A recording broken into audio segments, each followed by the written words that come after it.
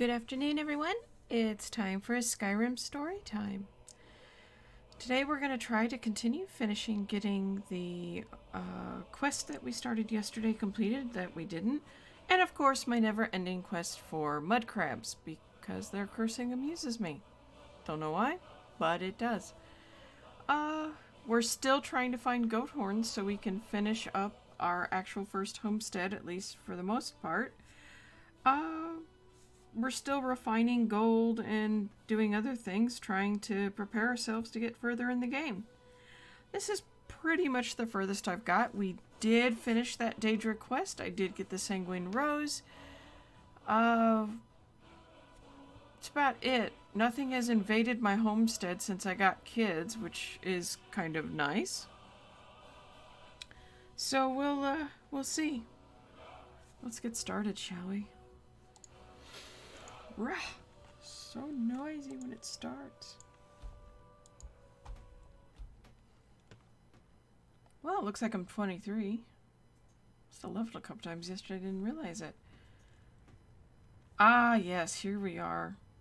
And of course, my ever-present stalker. She creeps me out. I'm the innkeeper. It's my business. Attic room, eh? Well, we don't have an attic room, but you can have the one on the left. Make yourself at home. Okay. Do they have any more books? We read the one that was behind the counter. Do they have any more?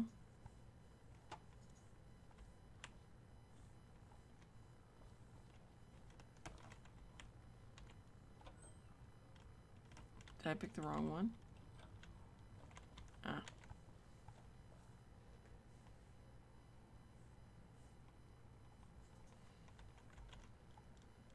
It's early. Can't even catch a sleep. And of course, Lydia's fat butt's in the way. Gonna let her in? There you go.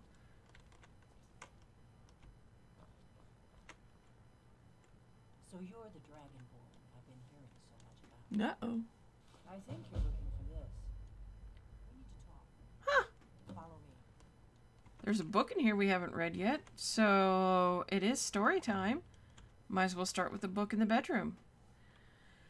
So, a concise account of the Great War between the Empire and the Eldmeri Dominion by Legate Justianus Quintius. Author's note. Much of what is written in this book is pieced together from documents captured from the enemy during the war, interrogation of prisoners, and eyewitness accounts from surviving soldiers and imperial officers. I myself commanded the 10th Legion in Hammerfell and Cyrodiil until I was wounded in 175 during the assault on the imperial city. That said, the full truth of some events may never be known. I have done my best to fill in the gaps with educated conjectures based on my experience as well as my hard-earned knowledge of the enemy. The rise of the Thalmor. Although it is not well known, Somerset Isle suffered from the Oblivion Crisis as much as Cyrodiil did. The elves made war upon the Oblivion invaders, occasionally even crossing over to close down Oblivion gates. As a nation, they had more success than Cyrodiil did, although the limitless Daedric hordes made the outcome a foregone conclusion. The Thalmor had always been a powerful faction within Somerset Isle, but had also always been a minority voice. During the crisis, the Crystal Tower was forced to give the Thalmor greater power and authority.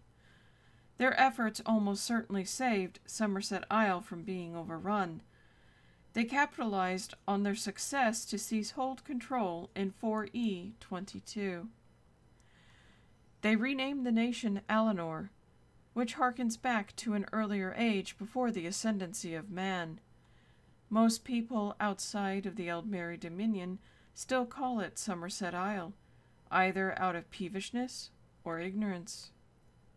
In 4E29, the government of Valenwood was overthrown by Thalmor collaborators and a union with Eleanor proclaimed. It appears that Thalmor agents had formed close ties to certain Bosmeri factions, even before the Oblivion Crisis. The Empire and its Bosmer allies, caught completely off guard, were quickly defeated by the much better prepared Altmer forces that invaded Valenwood. On the heels of the coup, thus was the Aldmeri Dominion reborn. Sip some tea here. Shortly afterward, the Aldmeri Dominion severed all contact with the Empire. For 70 years, they were silent. Most scholars believe there was some sort of internal strife in Eleanor, but very little is known of the factional struggles that went on inside the Dominion, while the Thalmor consolidated its power in Somerset and Valenwood. In 4E98, the two moons, Macer and Secunda, vanished. Within most of the Empire, this was viewed with trepidation and fear. And elsewhere, it was far worse. Culturally, the moons are much more influential to the Khajiit. After 2 years of the Void Nights, the moons returned. The Thalmor announced that they had restored the moons using previously unknown dawn magics, but it is unclear if they truly restored the moons or just took advantage of foreknowledge that they would return. Regardless of the truth of the matter, the Khajiit credited the Thalmor as their saviors. Within 15 years, imperial influence in elsewhere had so diminished that the Empire was unable to respond effectively to the coup of 4E115, which dissolved the Elsewhere Confederacy and recreated the ancient kingdoms of Anakina and Palatine as client states of the Aldmeri Dominion. Once more, the Empire failed to stop the advance of Thalmor power. When Titus Mede II ascended the throne in 4E168, he inherited a weakened empire. The glory days of the Septims were a distant memory. Valenwood and elsewhere were gone, ceded to the Thalmor enemy. Black Marsh had been lost to imperial rule since the aftermath of the Oblivion Crisis.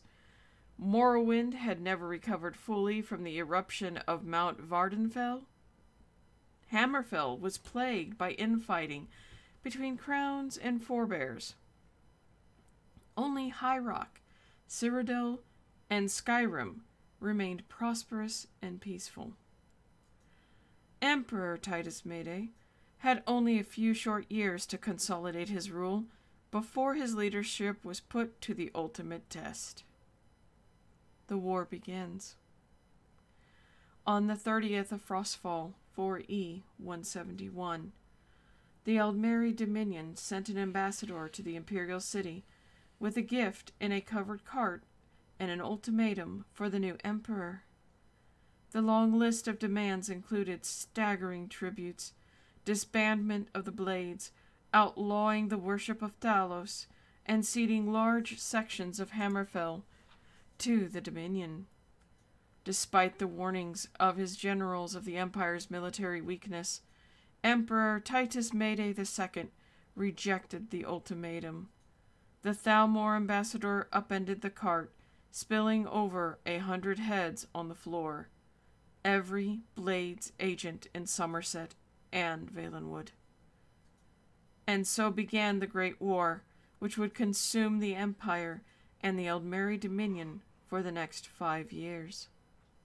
Within days, Aldmeri armies invaded Hammerfell and Cyrodiil simultaneously. A strong force commanded by the Thalmor general Lord Nerefin attacked Cyrodiil from the south, marching out of hidden camps in northern Elsewhere and flanking the imperial defenses along Valenwood border. Lealwyn soon fell to the invaders, while Bravil was cut off and besieged. At the same time, an Aldmeri army under Lady Aurelia crossed into western Cyrodiil from Valenwood, bypassing Anvil and Kvatch, and crossing into Hammerfell. Smaller Admeri forces landed along the southern coastline of Hammerfell. The disunited Redguard forces offered only scattered resistance to the invaders, and much of the southern coastline was quickly overrun. The greatly outnumbered Imperial legions retreated across the Alakir Desert and the now famous March of Thirst. 4E 172 through 173. The Aldmeri advance into Cyrodiil. It appears now that the initial Aldmeri objective was in fact the conquest of Hammerfell, and that the invasion of Cyrodiil was intended only to pin down the Imperial legions while Hammerfell was overrun. However, the surprising initial success of Lord Nerafin's attack led the Thalmor to believe that the Empire was weaker than they had thought. The capture of the Imperial city itself and the complete overthrow of the Empire thus became their primary objective of the next 2 years. As we know, the Thalmor nearly achieved their objective. It was only because of our Emperor's determined leadership during the Empire's darkest hour that this disaster was averted. During 4E 172, the Aldmeri advanced deeper into Cyrodiil. Bravil and Anvil both fell to the invaders. By the end of the year, Lord Nerafin had advanced to the very walls of the Imperial city. There were fierce naval clashes in Lake Rumer and along the Niben, as the Imperial forces attempted to hold the eastern bank. In Hammerfell, the Thalmor were content to consolidate their gains as they took control of the whole southern coastline, which was in fact their stated objective in the ultimatum delivered to the Emperor. Of the southern cities, only Hegathe still held out. The survivors of the March of Thirst regrouped in northern Hammerfell, joined by reinforcements from High Rock. The year 4E 173 saw stiffening Imperial resistance in Cyrodiil, but the seemingly inexorable Aldmeri advance continued. Fresh legions from Skyrim bolstered the Emperor's main army in the Imperial city, but the Aldmeri forced the crossing of the Niben and began advancing in force up the eastern bank. By the end of the year, the Imperial city was surrounded on 3 sides. Only the northern supply route to Bruma remained open. In Hammerfell, Imperial fortunes took a turn for the better. In early 4E 173, a forebear army from Sentinel broke the siege of Hegathe, a crown city, leading to the reconciliation of the 2 factions. Despite this, Lady Arenelia's main army succeeded in crossing the Alakir's desert. The Imperial legions under General Decianus met them outside Scaven in a bloody and indecisive clash. Decianus withdrew and left Arenatha in possession of Scaven, but the Aldmeri were too weakened to continue their advance. 4E 174, the sack of the Imperial city. In 4E 174, the Thalmor leadership committed all available forces to the campaign in Cyrodiil, gambling on a decisive victory to end the war once and for all. During the spring, Aldmeri reinforcements gathered in southern Cyrodiil, and on the 12th of Second Seed, they launched a massive assault on the Imperial city itself. One army drove north to completely surround the city, while Lord Nerafin's main force attacked the walls from the south, east, and west. The Emperor's decision to fight his way out of the city rather than make a last stand was a bold one. No general dared advise him to abandon the capital, but Titus II was proven right in the end. While the 8th Legion fought a desperate and doomed rearguard action on the walls of the city, Titus II broke out of the city to the north with his main army, smashing through the surrounding Aldmeri forces and linking up with reinforcements marching south from Skyrim under General Jonah. Meanwhile, however, the capital fell to the invaders, and the infamous sack of the imperial city began. The imperial palace was burned, the white gold tower itself looted, and all manner of atrocities carried out by the vengeful elves on the innocent populace. In Hammerfell, General Jessianus was preparing to drive the Eldmeri back from Skaven when he was ordered to march for Cyrodiil. Unwilling to abandon Hammerfell completely, he allowed a great number of, quote, invalids to be discharged from the legions before they marched east. These veterans formed the core of the army that eventually drove Lady Arenelia's forces back across the Alakir late in 174. Taking heavy losses on their retreat from harassing attacks by the Alakir warriors. 4E 175, the Battle of the Red Ring. During the winter of 4E 174 through 175, the Thalmor seemed to have believed that the war in Cyrodiil was all but over. They made several attempts to negotiate with Titus II. The emperor encouraged them in their belief that he was preparing to surrender. Meanwhile, he gathered his forces to retake the imperial city. In what is now known as the Battle of the Red Ring, a battle that will serve as a model for imperial strategists for generations to come, Titus II divided his forces into three. One army, with the legions from Hammerfell under General Decianus, was hidden in the Colovian highlands near Chorol. The Eldmeri were unaware that he was no longer in Hammerfell, possibly because the imperial veterans Decianus had left behind led Lady Arenelia to believe that she still faced an imperial army. The second army, largely of Nord legions under General Jonah, took up position near Chednal. The main army was commanded by the emperor himself and would undertake the main assault of the imperial city from the north.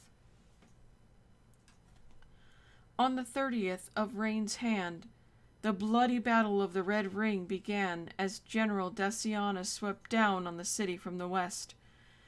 While General Jonah's legionnaires drove south along the Red Ring Road, in a 2-day assault, Jonah's army crossed the Niben and advanced west, attempting to link up with Decianus's legions and thus surround the imperial city. Lord Nerefin was taken by surprise by Decianus's assault, but Jonah's troops faced bitter resistance as the Eldmeri counterattacked from Bravil and Skingrad. The heroic Nord legionnaires held firm, however, beating off the piecemeal Eldmeri attacks. By the 5th day of the battle, the Eldmeri army in the imperial city was surrounded. Titus II led the assault from the north, personally capturing Lord Nerefin. It is rumored the emperor wielded the famed sword Goldbrand, although this was never been officially confirmed by the imperial government. An attempt by the Eldmeri to break out of the city to the south was blocked by the unbreakable shield wall of General Jonah's battered legions. In the end, the main Eldmeri army in Cyrodiil was completely destroyed. The emperor's decision to withdraw from the imperial city in 4E 174 was bloodily vindicated. Lord Nerefin was kept alive for 33 days, hanging from the white gold tower. It is not recorded where his body was buried, if it was buried at all. One source claims he was carried off by a winged Daedra on the 34th day. The white gold concordant on the end of the war. Although victorious, the imperial armies were in no shape to continue the war. The entire remaining imperial force was gathered in Cyrodiil, exhausted and decimated by the Battle of the Red Ring. Not a single legion had more than half its soldiers fit for duty. 2 legions had been effectively annihilated. not counting the loss of the 8th during the retreat from the imperial city in the previous year, Titus II knew that there would be no better time to negotiate peace. And late in 4E 175, the Empire and the Eldmeri Dominion signed the White Gold Concordant, ending the Great War. The terms were harsh, but Titus II believed that it was necessary to secure peace and give the empire a chance to regain its strength. The two most controversial terms of the Concordant were the banning of the worship of Talos and the cession of the large section of southern Hammerfell, most of what was already occupied by Eldmeri forces. Critics have pointed out that the Concordant is almost identical to the ultimatum the Emperor rejected 5 years earlier. However, there is a great difference between agreeing to such term under the mere threat of war and agreeing to them at the end of a long and destructive war. No part of the Empire would have accepted these terms in 4E 171, dictated by the Thalmor at Sword's Point. Titus II would have faced civil war. By 4E 175, most of the Empire welcomed peace at almost any price. Epilogue. Hammerfell fights on alone. Hammerfell, however, refused to accept the White Gold Concordant. Being unwilling to concede defeat and the loss of so much of their territory, Titus II was forced to officially renounce Hammerfell as an imperial province in order to preserve the hard-won peace treaty. The Red Guards understandably looked on this as a betrayal. In this, the Thalmor certainly achieved one of their long-term goals by sowing lasting bitterness between Hammerfell and the Empire. In the end, the heroic Red Guards fought the Eldmeri Dominion to a standstill, although the war lasted for 5 more years and left Hammerfell devastated.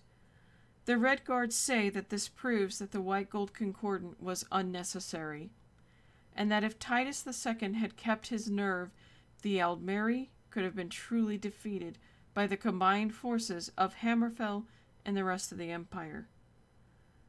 The truth of that assertion can, of course, never be known.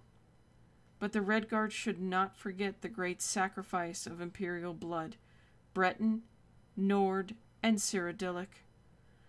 At the Battle of the Red Ring, they weakened the Dominion enough to allow the eventual Second Treaty of Strass-Mackay in 4E 180 and the withdrawal of Eldmeri forces from Hammerfell.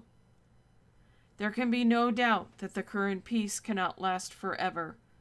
The Thalmor take the long view, as is proved by the sequence of events leading up to the Great War. All those who value freedom over tyranny can only hope that before it is too late, Hammerfell and the Empire will be reconciled and stand united against the Thalmor threat. Otherwise, any hope to stem the tide of Thalmor rule over all of Tamriel is dimmed. Oof, that one was deep. Very, very deep.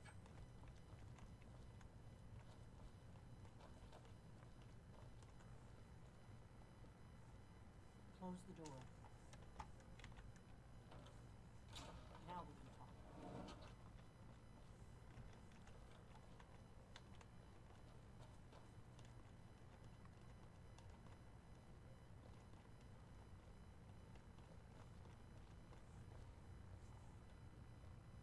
Another book. The Greybeards seem to think you're the Dragonborn. I hope they're right.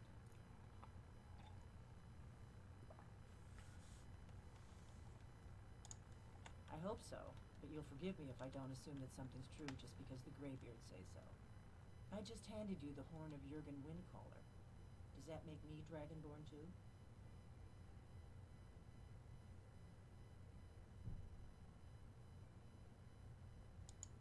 And now you have it.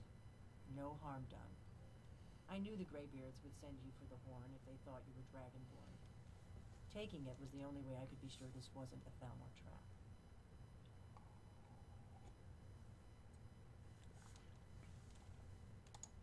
Like I said in my note, I've heard that you might be Dragonborn. I'm part of a group that's been looking for you. Well, someone like you, for a very long time. If you really are Dragonborn, that is. Before I tell you any more, I need to make sure I can trust you. If you don't trust me, you were a fool to walk in here in the first place.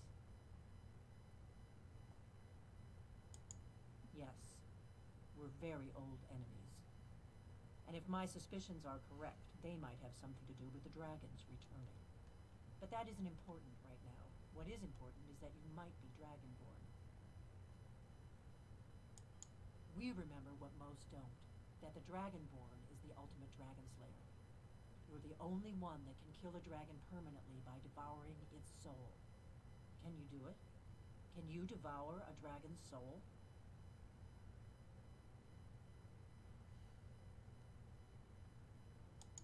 This is no time to play the reluctant hero. You either are or aren't Dragonborn. But I'll see for myself soon enough.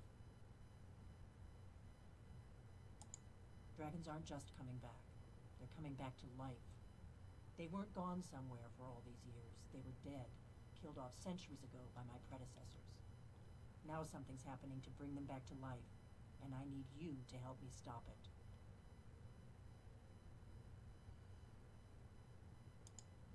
A few years ago, I said almost the same thing to a colleague of mine. Well, it turned out he was right and I was wrong. All Stars here.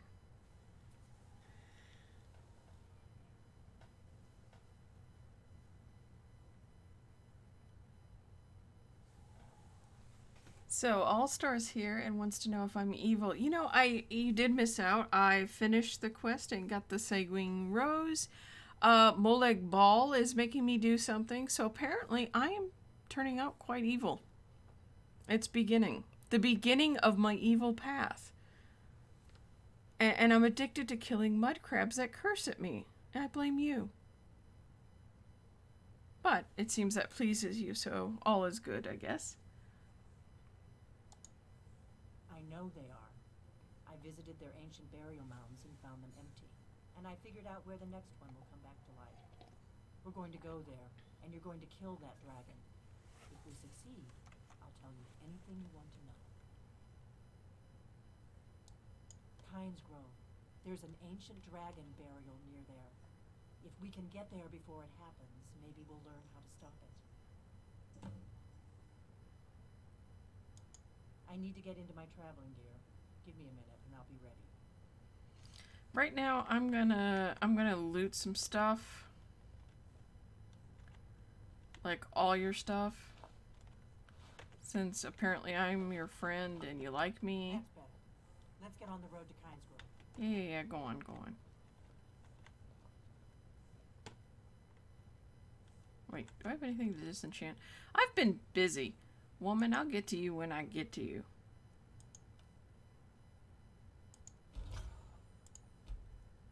Nope, you can't have that. Let's see. Did I actually get some... I think I filled a bunch of souls yesterday. Oh, it does look like I did. Oh, hell yeah. Let's get this going.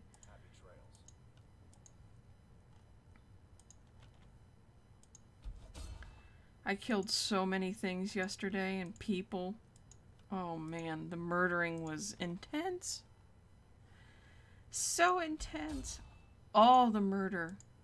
But not one mud crab. And I still have no goat horns. None. It's driving me nuts.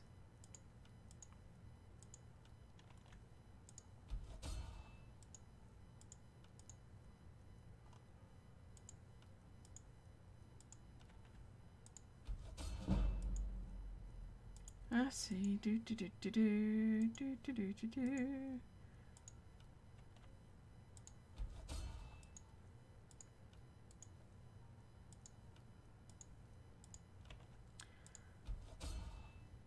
Look at this. Make me some money. All the money. I'm gonna have to buy some more soul gems. Jeebus.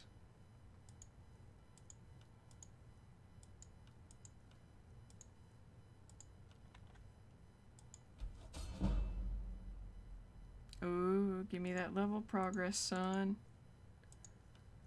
Can't get evil without money, apparently.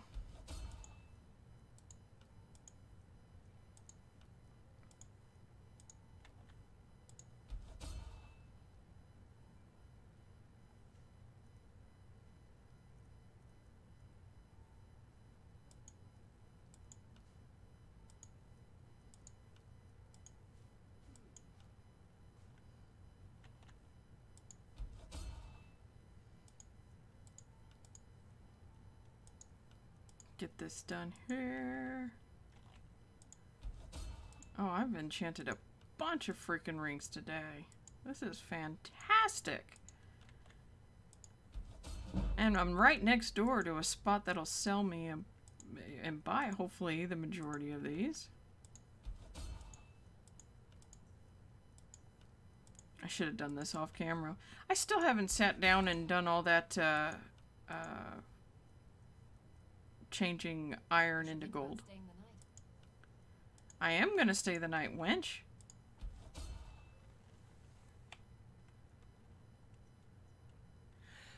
I think the ebony blade is at home. Because I told you, I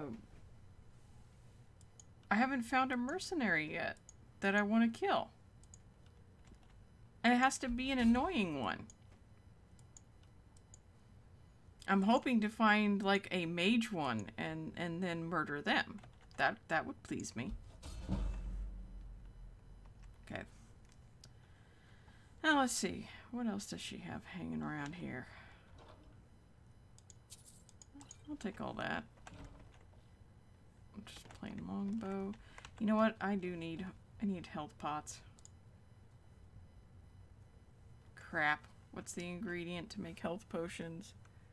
I don't remember.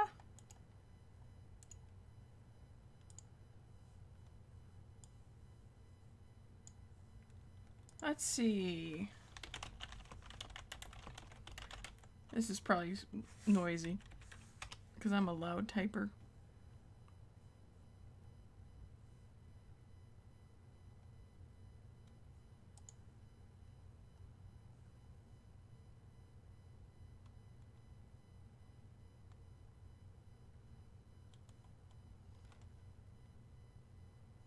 You want me to kill Lydia. She annoys me, but she's kind of... I want somebody that's disposable.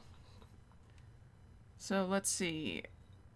Blue mountain flower. Do I have any on me? I don't. I'm not at home. Damn. Yes, let it go. We'll just kind of steal some of the stuff in here.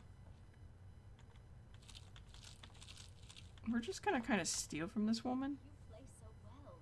With you as my muse, how could I not? I mean, why did she leave me in her room by myself? I'm just gonna sit here and steal everything. You need to choose between those two boys. It ain't fair to Sven or Fable to keep tugging on. Aw, it's empty.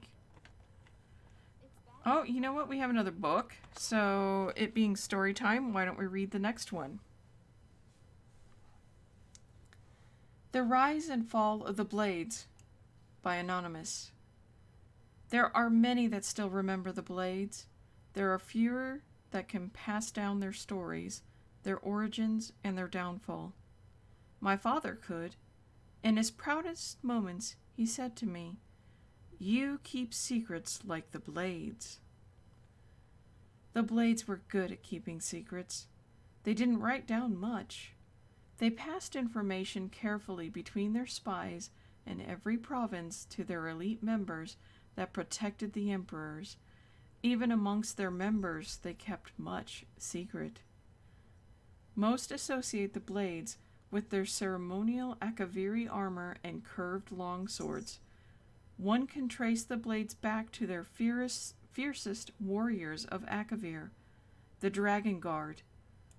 It was there, just as they would do in Tamriel, that they protected rulers and their kingdom, but recent discoveries show it to be much more than that. Many classic texts tell us of adventures to Akavir, known as the Dragon Lands of the East. Many from Tamriel have attempted to conquer it, most famously Emperor Uriel V and his 10th Legion in 3E 288. As documented in the Imperial Dispatch Disaster at Lonith, dragons have long been legend in Akavir, and many believe that their brief appearance in Tamriel's history are those that escaped Akavir, for it was there they were hunted and killed off by the Dragon Guard. The Dragon Guard would follow those that fled to Tamriel in the late First Era. Invading from the north, the Dragon Guard met only dragons, but the men of Skyrim, who don't meet invasions with pitchers of mead. The Dragon Guard cut a path through Skyrim, and it was not until they were stopped by Remen Cyrodiil during the battle at Pale Pass that the invasion came to an end. It was Remen who united the human lands of the Cyrodiil and defeated the Akaviri invaders. Remen is one of the first documented and widely accepted of the mythic Dragonborn, those anointed by Akatosh and Alesia themselves, quote, born with the soul of a dragon, is what his followers would say. Reports differ wildly on the nature of the Battle of Pale Pass, but the end result is the same, that the remaining Dragon Guard, upon hearing the voice of Remen Cyrodiil, knelt and swore their lives to him, their conqueror and savior. Fragments from late First Era text refer to the first warriors dropping to their knees, saying, quote, "We were not hunting," or did not intend. Author rough translation. Continuing, quote, "We have been searching for you." They protected Remen with their lives, as well as his descendants. As the Remen dynasty ushered in Tamriel's Second Era, it was through these years that their reach extended, and their order grew to become the Blades. Their conquest of the dragons complete, they only sought to protect the Dragonborn, and through him, the Empire. They reached their height late during the Third Era under the rule of Septim Emperors. Despite their numbers, they kept their secrecy. The most visible and well documented were the members who personally guarded the Emperor, still wearing the original Akaviri armor, but that was just the tip of the spear. For the Blades were a larger organization, stretching to every corner of Tamriel. These agents were of every race. They were merchants, thieves, craftsmen, mages, and warriors, all acting as spies, protecting the Empire as needed and operating in secret. They often acted alone, but some fragments speak of them meeting in secret fortresses across the continent. The most famous being Cyrodiil's Cloud Ruler Temple, where they hung the swords of those slain protecting the Dragonborn. Other maps speak of Windscour Temple under the great expanse of Hammerfell's Alakir's desert, Skyhaven Temple in the mountains of Skyrim, and Stormtalon Temple east of Wayrest. They were known to have a Grandmaster, who often lived amongst the people, unknown to others. The nature of their communications, meeting places, and missions were known to only a few elite members. The only two to know all were the Grandmaster himself and the Chronicler, whose only job was to make sure the group's mission was never known, but never lost. With the death of Uriel Septim VII and his son Martin, the Third Era came to a close with the blades fortifying themselves deep within Cyrodiil's Cloud Ruler Temple, as they waited for a Dragonborn to return when they would be called upon again. The Empire of the Fourth Era no longer saw the blades openly protecting it, or the Emperors. That role is now filled by the Penitus Oculatus, a purely imperial organization. But the Blades continued their secret work, to watch for the Dragonborn and guard against future enemies. The Blades were among the first to see the signs that the Thalmor of the Eldmiri Dominion would not remain isolated within their borders forever. They could do what the Penitus Oculatus servant to imperial policy could not, and thus earn the lasting hatred of the Thalmor. The warnings of the Blades were proved right, as is well known to all. The Great War between the Empire and the Thalmor consumed the Empire and nearly destroyed it. Emperor Titus Mede II eventually brokered peace with the Thalmor, but at a price many of us still bear. The reach and destructive nature of the Thalmor is known to many. Author's note in my family firsthand. They are not fools. They knew early on that the Blades were an enemy, so they hunted them throughout the Great War. Some were killed defending their temples, others as they slept in their hideaways alone. Some fought, some ran, some hid. But the Thalmor found them all.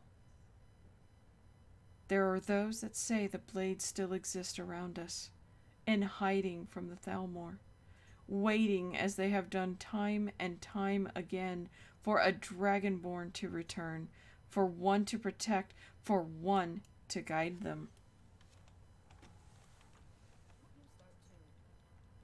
Just saying you should pick one to settle down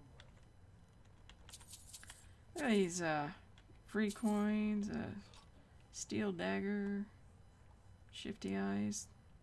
I'm touching all this woman's things. Don't look at me like that. I'm going. I'm shutting the door on you. I'm shutting the door on you again. She's annoying me. And everyone's in here eating, which means everything's bloody closed. We got rooms and food. Drink, too. I cook. Ain't much else to tell. Let's grab us some shut up. That way we can go sell the wares and all the rings we just did. I was going to say, I have not seen any spears in this version.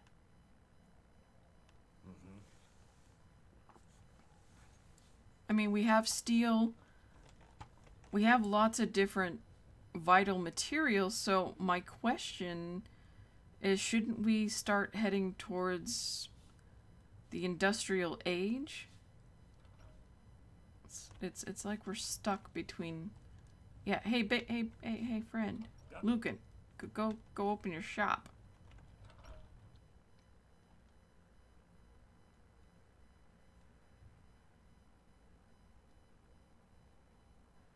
Pines Grove is this way.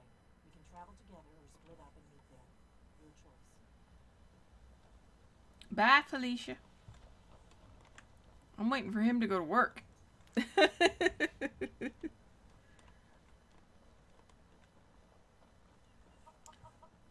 Oh, you found me again. Hey, do you have any crap? What's on your mind? I am sworn to carry your burdens. You know, attitude like that is eventually going to get you killed. Is there anything else you need? Yeah, you do not annoy me.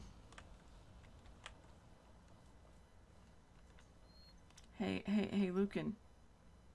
Thank you. Come on, open up. Fine.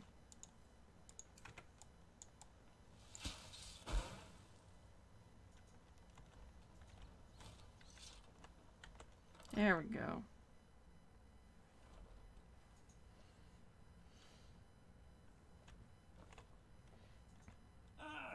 see you. You and me, we're the only people. Oh, a bit of this and a bit of that.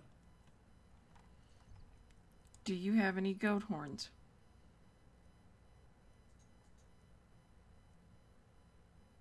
Oh, that's empty. I'll take that.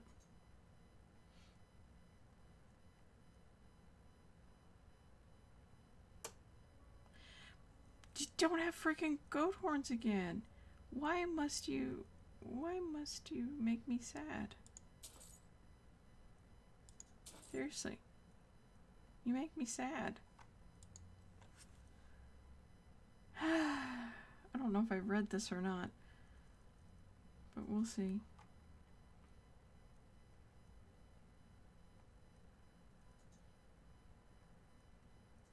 Oh, I need to go home and drop this off. That's heavy stuff. Sigh.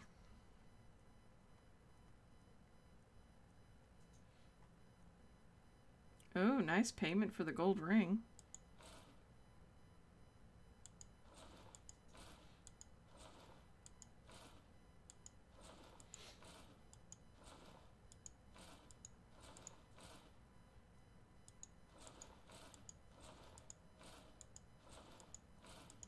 Much better prices. Look at that. Yes, speech level.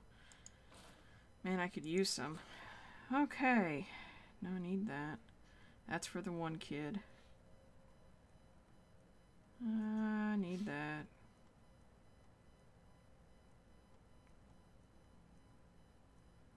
Barnacle. Okay, need that too. Potion of Destruction. I bet this is one of All-Star's favorite things.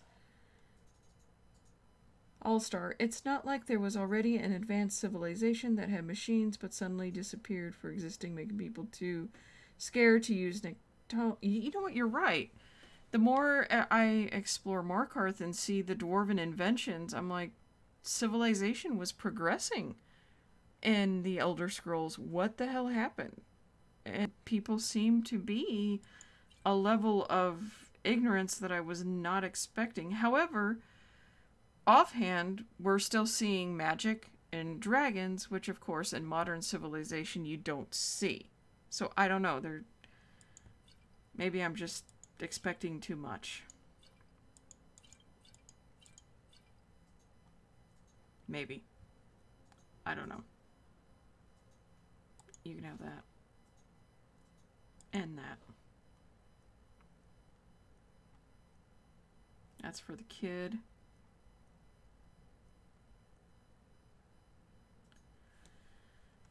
Alright, it looks like that's all you're gonna buy for me. Yeah. Oh wait, I didn't look to see if you had anything interesting. Trader, take a look. Let's see what you got in the weapons. What about apparel?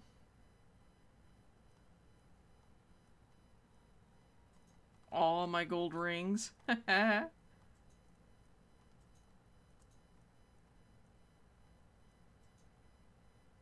Sure grip. Oh, that's... No. Okay. Bye! Alright then. Yeah. Let's see what our friend, the blacksmith, has. You looking for a new blade?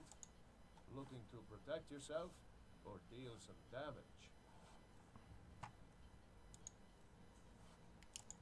Looking to protect Why does it, yourself if I or click too deal far, some it just damage? cancels out? It's weird. Let's see what you have. I'll take your ore.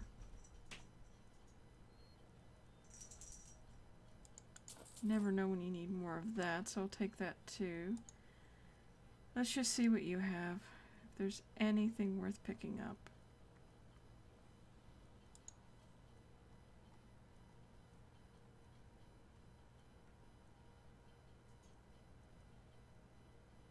Cowardice and fatigue, but no, the animus is the best thing I've found. Okie dokie. Good day. Now we need to head home, even though I've got no goat horns, because I have got to drop off some of this crap.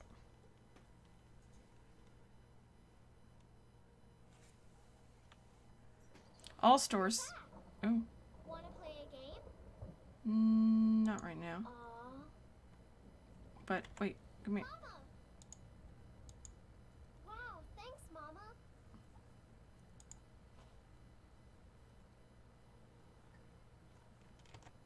Thanks. Hi, Ma. You got me a present? Wow, thanks, Ma. Thanks.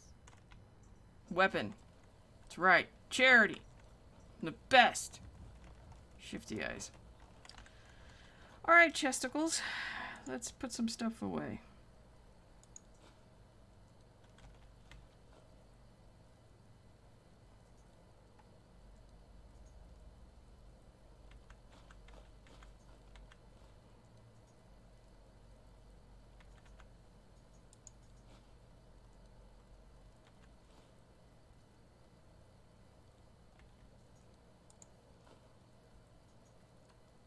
This plate's gotta go.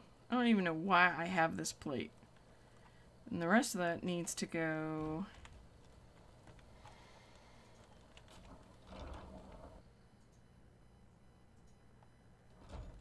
Okay. We'll put some heavy stuff up.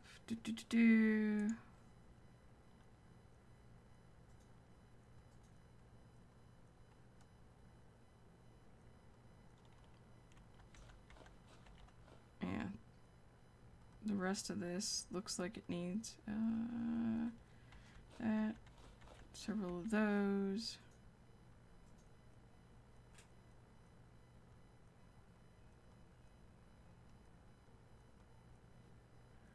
I don't need these keys.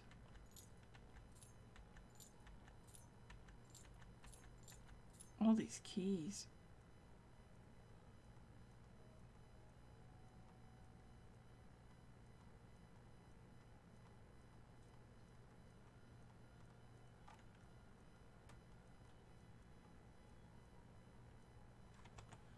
Alright.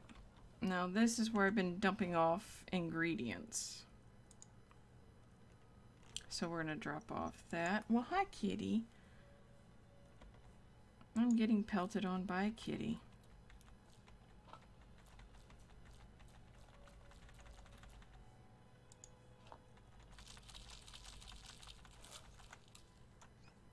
Okay, in the chest. Apparently stolen bone meal. I've stolen some stuff. Okay, now let's look at books. And I'm not sure if I've read this one, so we're going to go ahead and do a bonus reading. But let me see what All Stars said before I start reading. It's never really talked about in Skyrim, but the Dwemer tried to become gods. Some major Ender Scroll Morrowind characters tried to stop them, failed, and the Dwemer disappeared. And the Dwemer made the Snow Elves their slaves, turning them into the Falmer. They were just dicks. Oh, okay. People speculate that the Dwemer went to another plane of oblivion. Although I love their inventions and cities, I still think they were way too much of a dick. They also pretty much told everyone in the world, haha, your gods are all fake, screw you, science is better, you bunch of cavemen, get on our level. So, in other words, they were amazingly savage.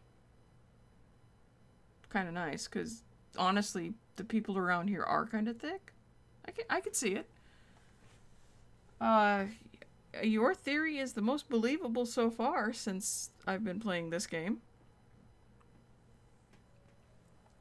Alright, we're going to go ahead and read this and store it. Second Seed, Book 5 of 2920, The Last Year of the First Era by Korlovac Townway. 10 Second Seed, 2920, The Imperial City, Cyrodiil. Your Imperial Majesty, said the potentate Versidue, Shay, opening the door to his chamber with a smile. I have not seen you lately. I thought perhaps you were indisposed with the lovely Rhea?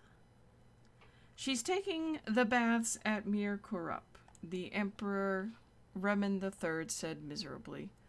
Please come in. I've reached the stage where I can only trust 3 people. You, my son the prince, and Riha, said the emperor petulantly. My entire council is nothing but a pack of spies. What seems to be the matter, your imperial majesty? Asked the potentate, sympathetically, drawing close the thick curtain in his chamber. Instantly all sound outside the room was extinguished, echoing footsteps in the marble halls and birds in the springtide gardens. I've discovered that a notorious poisoner, an Orma tribeswoman from Black Marsh called Kachika, was with the army at Carsuvio. While we were encamped there when my son was poisoned before the battle at Bodron. I'm sure she would have preferred to kill me, but the opportunity didn't present itself, the emperor fumed. The council suggests that we need evidence of her involvement before we prosecute. Of course they would, said the potentate thoughtfully, particularly if one or more of them was in on the plot. I have a thought, your imperial majesty. And you know what? I'm going to stop there. This is one we have totally read. And then we read the one that follows it. Now, let's read this. For a damage health poison, we need skeever tail and void salts. Okay, I'll store that one. We've read that. For fear poison, we need powdered mammoth tusk and a Daedra's heart. Jesus, I didn't know we could collect Daedra hearts. This is the letter we got when we killed What's-His-Noodle and Markarth. We've read Margaret's journal. We know about that. Mysterious note. This is what we got to start the Jorgen Windholler. We've read that. And, of course, Waylon's note. Okay. Now, how much do we weigh? 60. We're down to 60 pounds. We're skinny. Oh, come on, Lydia. Oh, for fart's sake. I really want to kill you. But you're essential. Where's my ebony blade? My ebony blade is missing. It's gone. Let me look again. Chest. There it is. See? All-star, no worry. Ebony blade is here. It's not going anywhere. Not at all. Now, we've been streaming for an hour, and to be honest, I need a very quick restroom break. And All-Star wants me to kill Lydia. I'm going to go use the restroom, get a refill on my tea, and come back so I can read more and continue our journey. We're going to go dragon sling and hopefully kill some mud crabs. And I'm going to see if I can get my moderator or somebody to look up all the mercenaries you can hire and see which one annoys me the most so that I can please you and actually start murdering people. We'll see. So give me 2 seconds. I will be right back.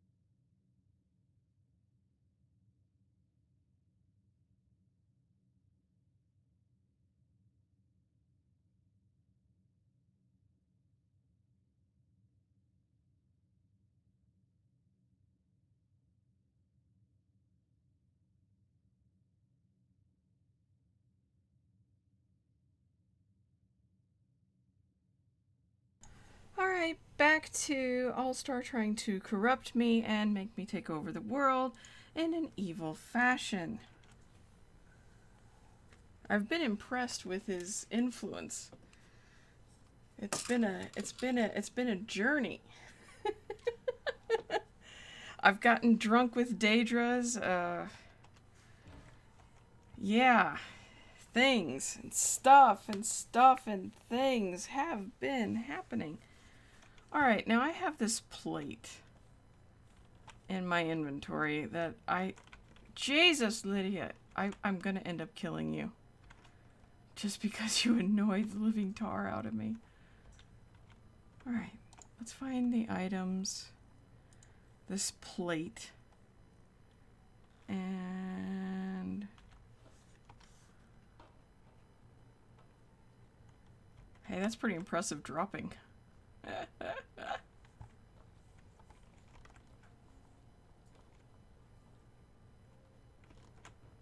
Oh, she's playing with the doll I bought her. That's freaking cute. That's freaking cute. So where is the mouth breather I married? Cow and chicken. Nothing? Nothing? Alright. So be it. Has this respawned yet? No. It hasn't been 30 days? Really? Okie dokie.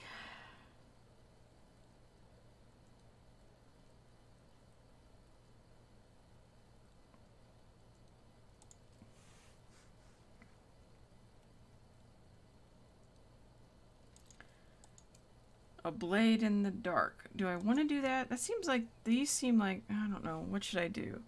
Blade in the dark, Horn of Jorgen Windcaller, House of Horrors. That's for Molag Bal.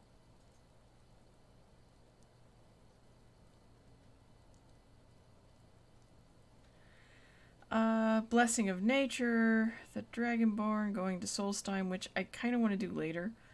Taking care of business with friends like these. Yeah, I can go play with the Dark Brotherhood. Or we could do a miscellaneous. I think the Dark Brotherhood has the Appraiser.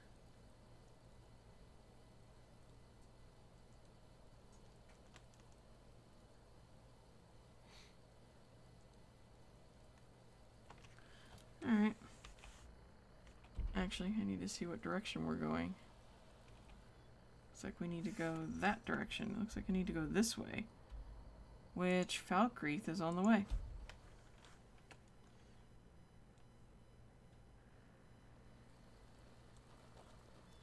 So you want House of Horrors? What's the hustle, people?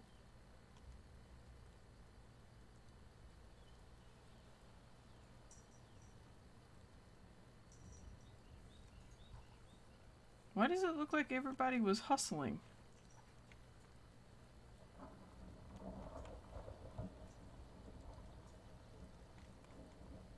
Anyway, I think I'm going the wrong way. Yeah, I am. I need to go away from the city.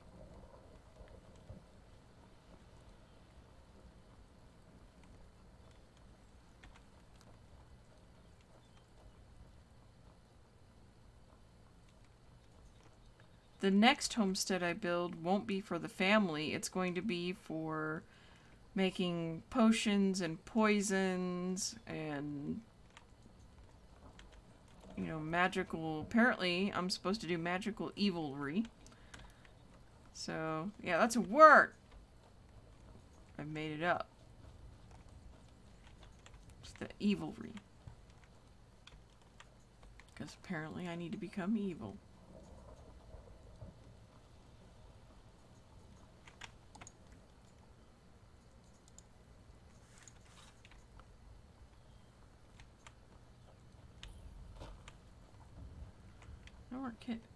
That's a really dark pond, mini pond right there.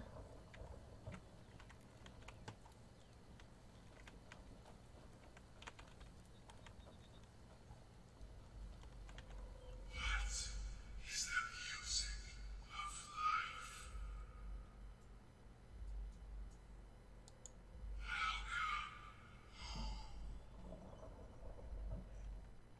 nifty. That wasn't ominous or creepy at all.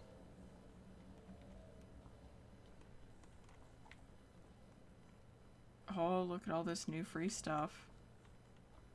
And books we haven't read. Ah, at last. I hope you found the place all right.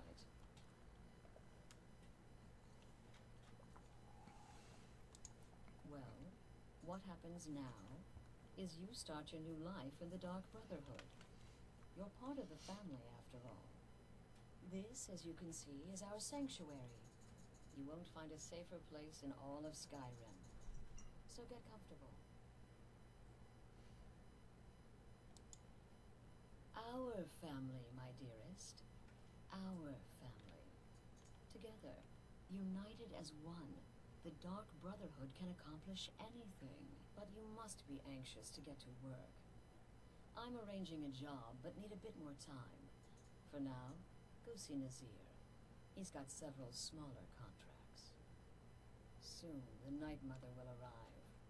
And things around here are sure to get even more interesting. But one last thing.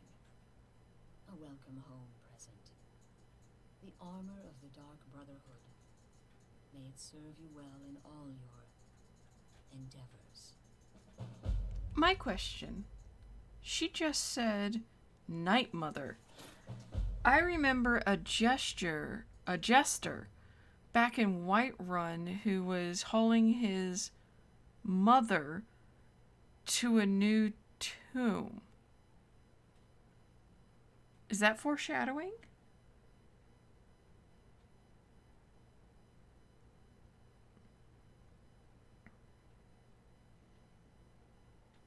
I'm just curious. Alright, All-Star wants me to do House of Horrors, but I decided to do Silent Brotherhood, so that might be the next thing I do. And then he said, a Daedra's best friend has the Mask of Clavicus vial as a reward, which gives plus 20 to barter, 5% faster magicka, and 10 persuasion. Be sure and introduce yourself to your new family members. Yeah, I'm about to after I kind of steal from you a little bit. I mean, look at all this shiny stuff. Kinda gonna steal from you a little bit. I mean, isn't that what we do? Oh. A book that gives me stuff.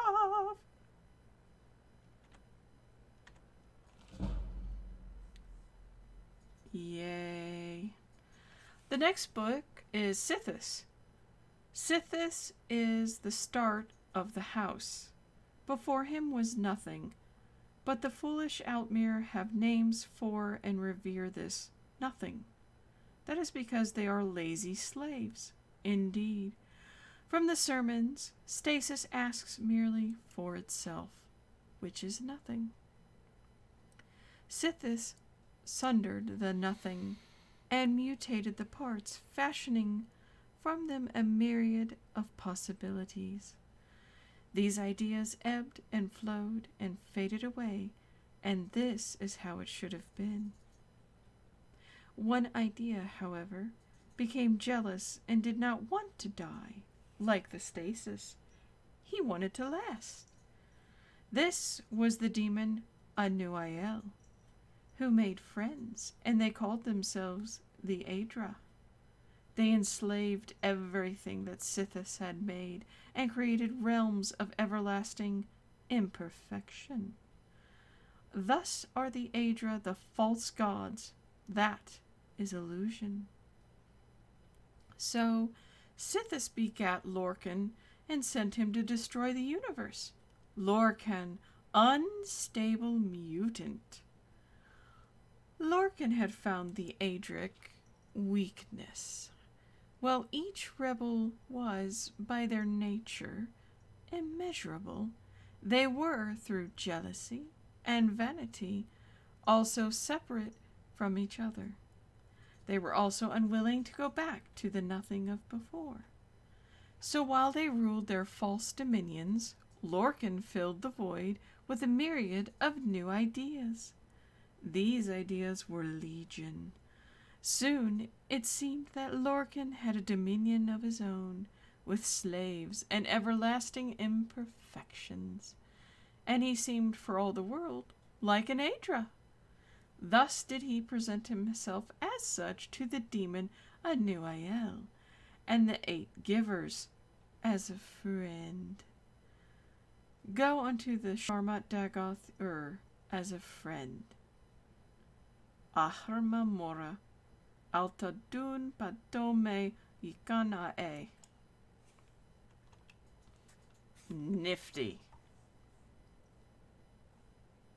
Soul Gem. And I got a book for next time I visit. But first, I saw shinies over here too, such as that petty soul gem. And of course, we gotta search the large sacks. Okay, what's in here? Can I steal? Oh, look, another unusual gem. I'ma take it. Don't need merchant clothes. That's empty. Alright, who sleeps in here? Who gets this nifty digs?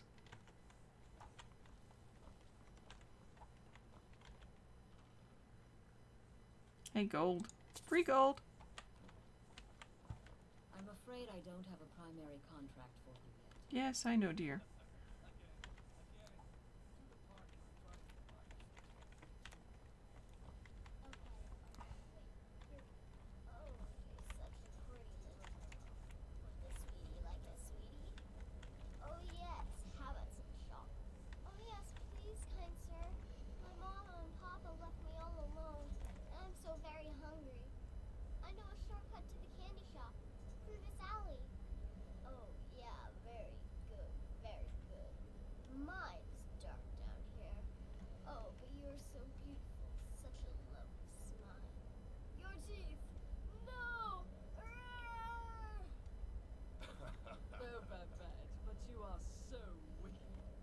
You, Festus?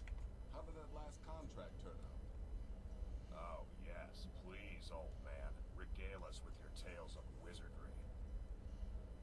Ah, the young and stupid. Always mocking the experienced and brilliant. My contract went very well, I'll have you know. Tried a new spell. Little something I've been working on in my spare time. Came this close to turning that priest inside out. Damn messy. And what of your latest, Arnbjorn? Something about a Khajiit. Merchant, wasn't it? Oh, a big doggy chasing a little kitty. How adorable.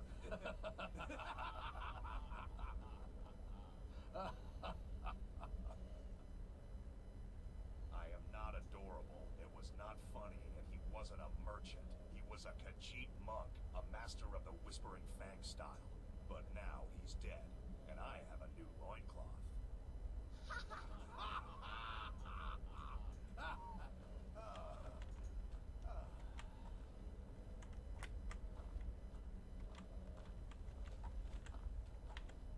heard There about you what are. happened. Astrid's told me all about you. Heard she pulled the old choose your victim gag with you. I love that one. You're going to love it here. We have a lot of fun, and we look out for each other, just like any family. Some might call this junk. Me, I call them treasures. The vampire kid has stuff for sale? Nuh-uh. This is entertaining. Oh, she has a lot of recipes. Ooh. Histories and supplies.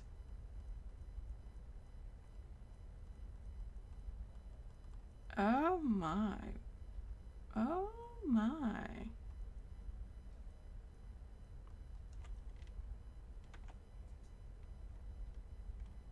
And she can train. Kill well and often. Yes, you're the new family. I like to say I was born with a wand in my hand. Well, not literally. You can see how painful that would have been for Mother. But I was a prodigy, casting simple spells I3, resurrecting. When I was 13, I went on to Okay, teach at the college. he bores me. Left after 2 Welcome, years my to do sister. something Welcome to our sanctuary. You have made None the of right them choice truly joining us, I understood assure the you. glory of the Just trust destruction in Astrid, school. follow her orders, and you'll do fine here. Once I was a shadow scale, an assassin in service to the King of Black Marsh, trained by the Dark Brotherhood since the day of my hatching. But that was a lifetime ago. Today, I am the last of my kind. My order is extinct. Now, I happily serve Astrid in this sanctuary. I am a trained killer, and once again have been given purpose. Life is good. Right then. Therefore, failure is an impossibility. Oh, another book we can read too. New sister, you certainly have a strange energy about you. I look forward to following your progress. What a curious question. Well, I enjoy moonlit nights, taking long walks on the beach, knitting, and unicorns. In fact, I once took a seaside stroll on a moonlit night and discovered a unicorn, which I proceeded to stab in the throat with a crochet needle. I'm a woman of refined yet simple tastes. Darkness guide you. Nifty? Don't let my appearance throw you off. I'm older than you. A lot older. Getting bitten by a vampire when you're 10 will do that to a girl. The spider's not trying to eat our faces? I guess it's the family pet. Got it. Got it. This place is dark, twisted, evil. I believe All-Star's gonna like me hanging out here. Damn. This is gonna be interesting. Does death not come to us all? Is it not a certainty? I am therefore honored to be Doom's herald, to play some ultimate being, inevitable end. That's good for making potions. Alright. And there's Mr. Witcher wannabe Angry Pants. The one true Drogon is here. Yay!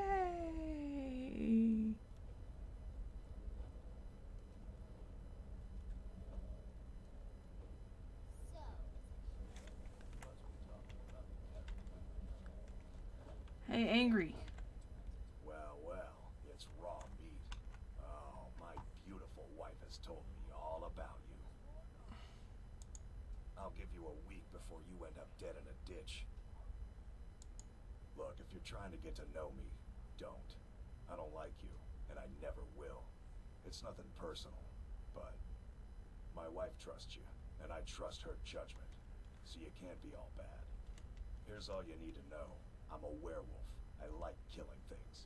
I love Astrid. I hate annoying people, and the color blue gives me a headache. Until next time, sister. So, he's just a bit rough around the edges, but kinda don't mind that. So, you're the newest member of our dwindling, dysfunctional little family. Save the niceties for now.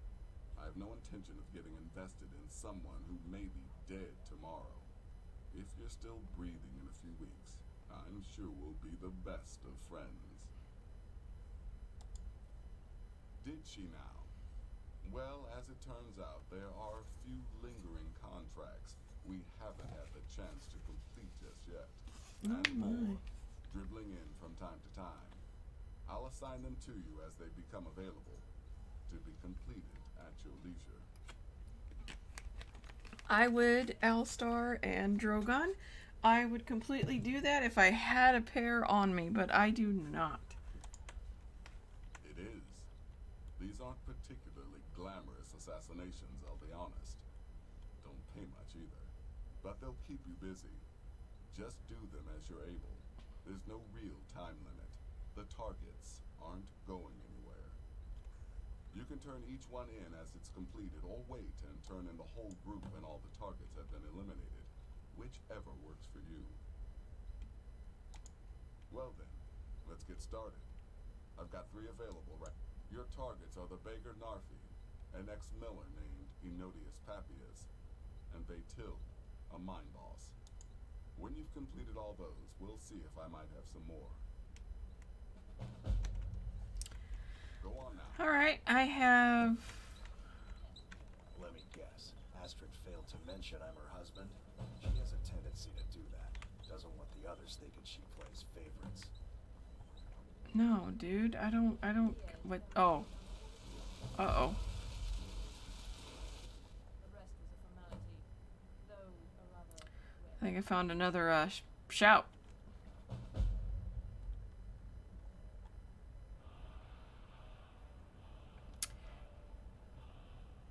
Kill marked for death. That's interesting. Kind of fitting, isn't it? For this place. Now let's come up here and see what else I can pilfer. I'm just exploring, you see. Just a little. Little exploration. This looks like a shrine, a bloody shrine at that. Anything good in here? I'll take that. And that. I'll leave the rest. I don't know if I've read that book yet, so... What's in here? Shortcuts, my dear. Shortcuts. Interesting. I will loot some of that. Did I loot this room? Oh, look! Another goodie. Look, goodies, goodies. Another book. We're gonna read that one because it gives us skills.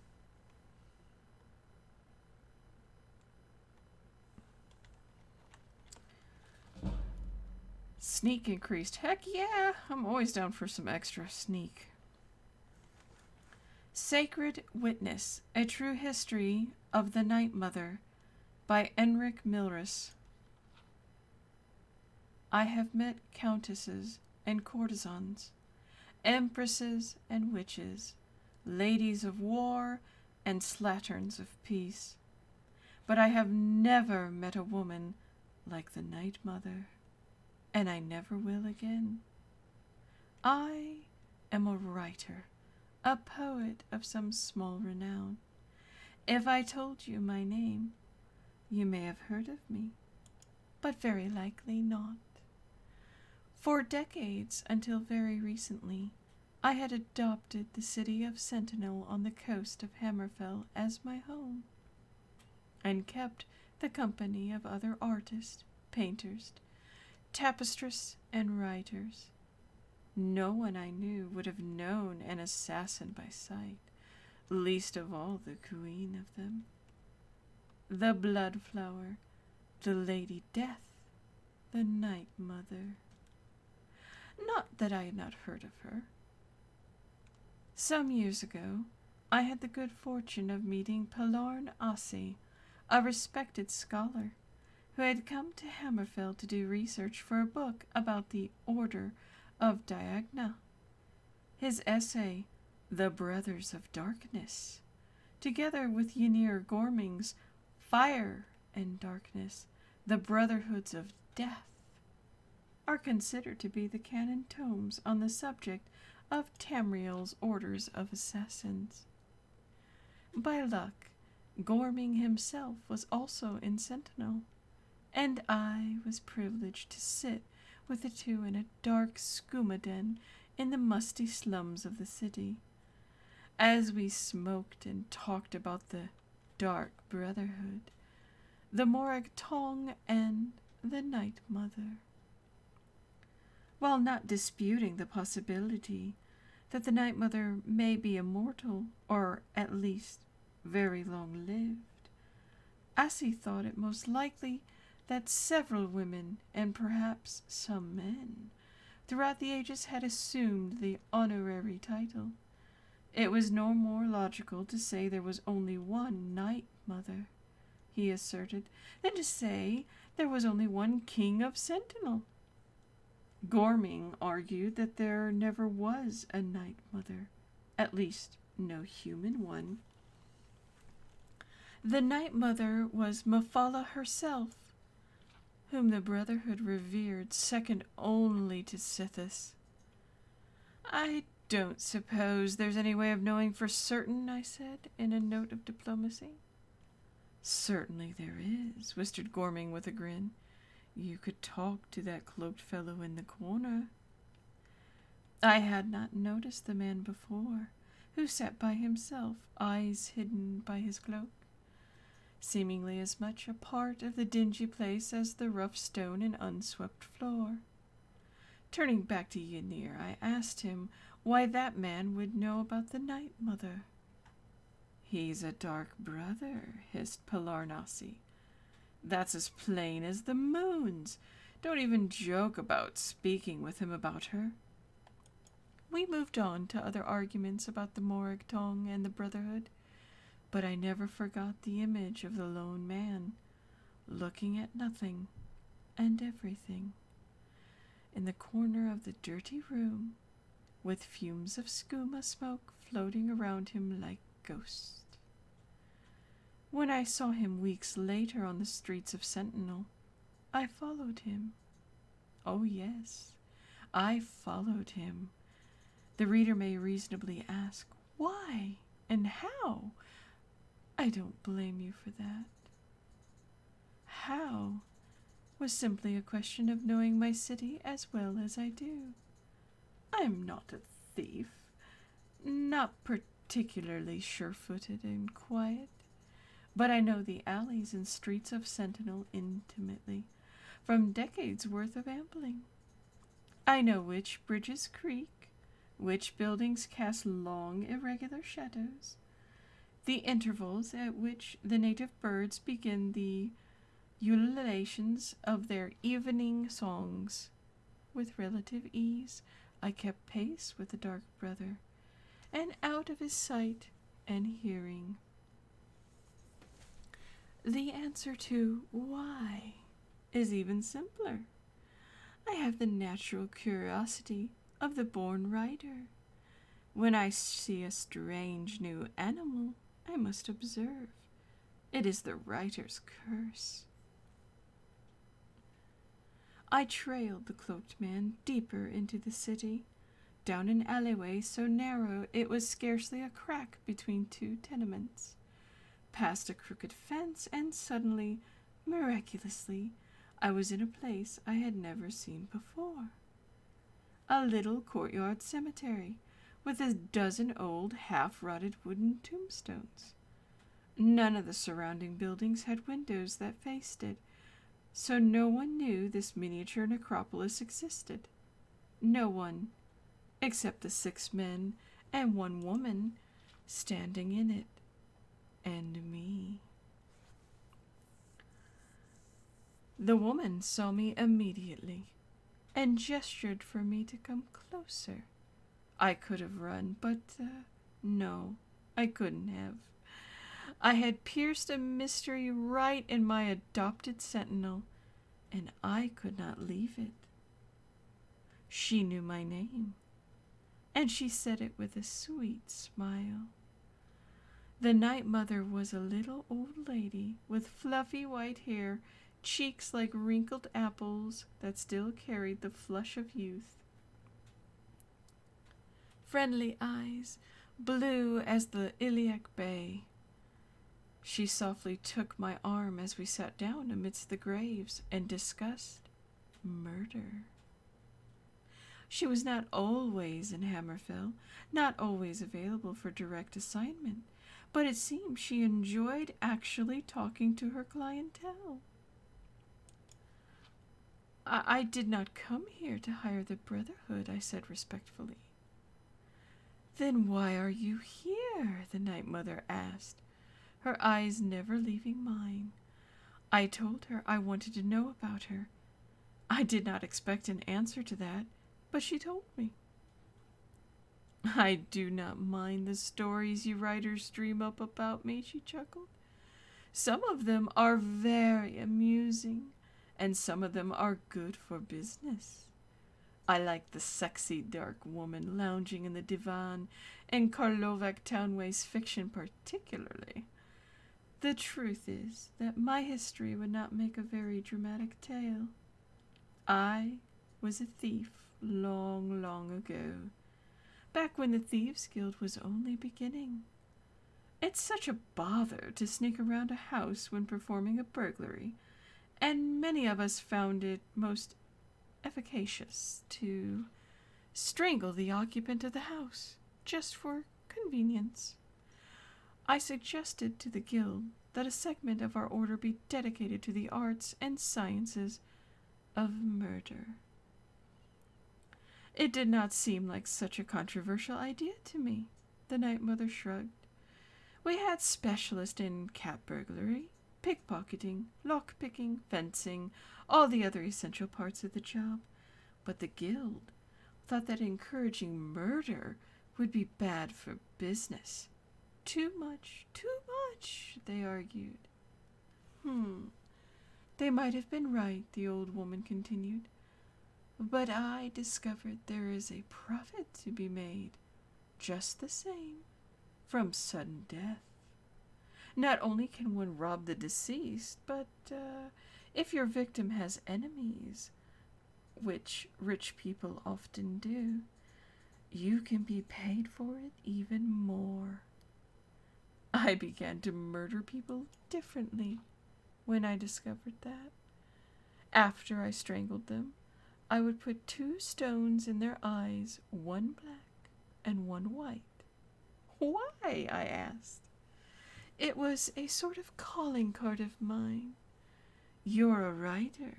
Don't you want your name on your books? I couldn't use my name, but I wanted potential clients to know me and my work. I don't do it anymore. No need to. But at the time, it was my signature. Word spread, and soon had quite a successful business.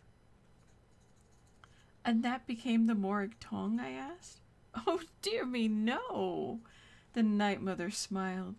The Morag Tong was around long before my time. I know I'm old, but not that old. I merely hired on some of their assassins when they began to fall apart after the murder of the last potentate. They did not want to be members of the Tong anymore, and since I was the only other murder syndicate of any note, they just joined on. I phrased my next question carefully. Will you kill me now that you've told me all this? She nodded sadly, letting out a little grandmotherly sigh. You are such a nice, polite young man. I hate to end our acquaintanceship. I don't suppose you would agree to a concession or two in exchange for your life, would you? To my everlasting shame, I did agree. I said I would say nothing about our meeting, which, as the reader can see, was a promise I eventually, years later, chose not to keep. Why have I endangered my life thus? Because of the promises I did keep. I helped the Night Mother and the Dark Brotherhood in acts too despicable, too bloody for me to set to paper. My hand quivers as I think about the people I betrayed, beginning with that night. I tried to write my poetry, but ink seemed to turn to blood. Finally, I fled, changing my name, going to a land where no one would know me, and I wrote this, the true history of the Night Mother, from the interview she gave me on the night we met. It will be the last thing I ever write. This I know, and every word is true. Pray for me. Editor's note. Though originally published anonymously, the identity of the author has never been in serious doubt. Any layman familiar with the work of the poet Enric Milres will recognize Sacred Witness's familiar cadence and style in such books of his as The Alakir. Shortly after publication, Milres was murdered, and his killer was never found. He had been strangled and 2 stones, a black one and a white one, crushed into his eye sockets, very brutally.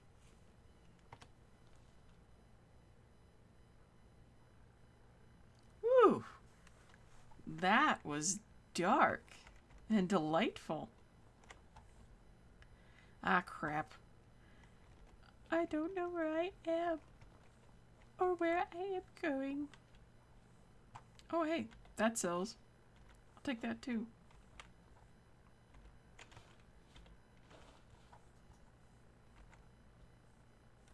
Don't need that.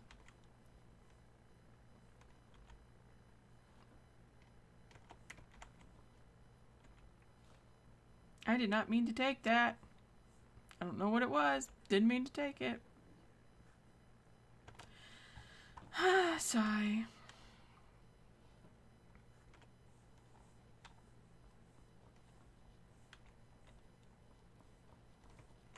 This is an interesting place. I've been there.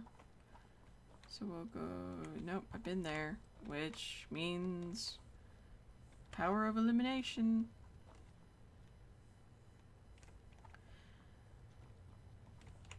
Ah, this looks like where everybody bunks out. Got it.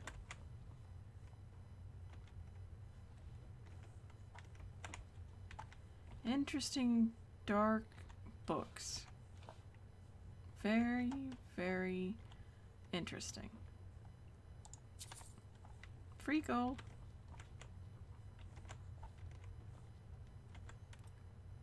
It's only 8:40. Why are you asleep? It's early, wench. Free gold. I guess people catch shut-eye when they can.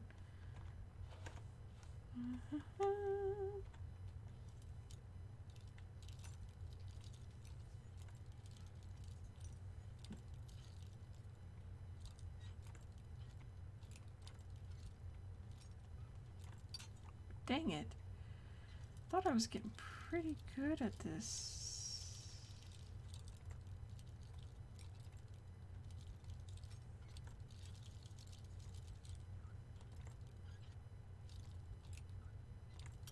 Dang.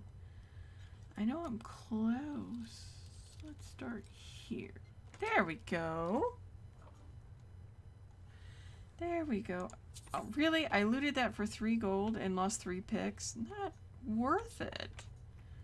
Alright, what's down here? You didn't miss much, All-Star. I mean, the book about the Night Mother was intriguing.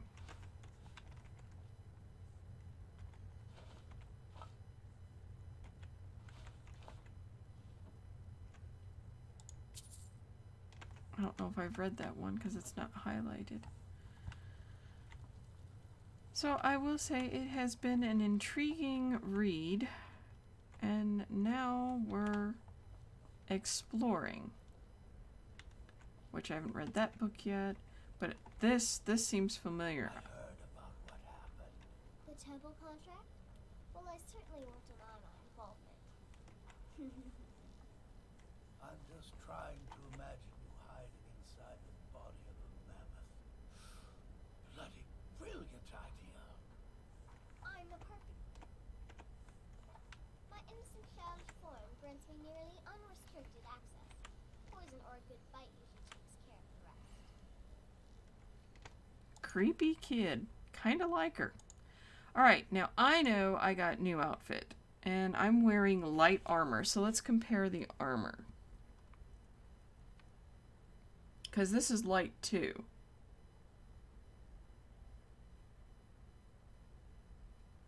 Okay, so my boots of sneaking are 10.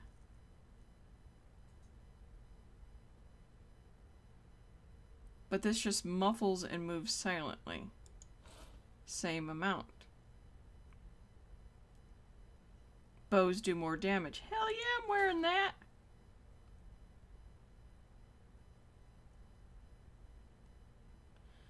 I don't necessarily need backstab because I don't use it. And one-handed weapons kinda don't need that either. So I guess it's whatever look I'm going for. I'm gonna do the bow instead of sneaking.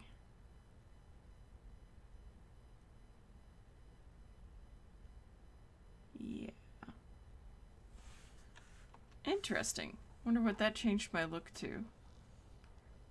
Oh wait, I didn't pick a chest piece, did I? So where's the chesticles?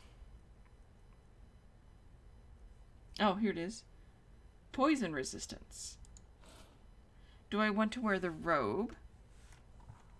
Or do I want to wear the sexy kind of leathery outfit?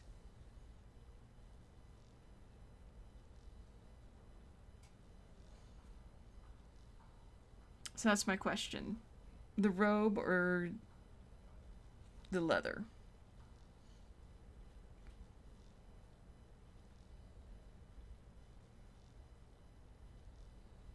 Of course I'm asking you guys. Alright, I'll put on the robe real quick so you can see the difference. Do I want to look like that? Or do I want to look a little bit more form-fitted?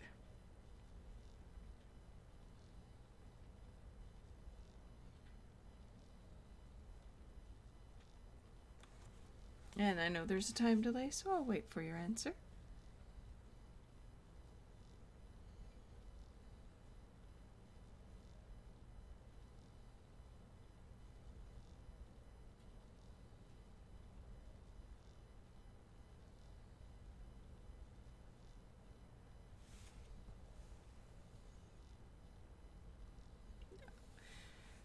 I would say 50-50. I kind of personally like the form-fitted a bit. Makes me look a little bit dangerous, but I don't. So, is it true? The Renarin contract? Yes, you heard correctly. In and out of Vardenfell in less than 48 hours. Alright, I can flip for it.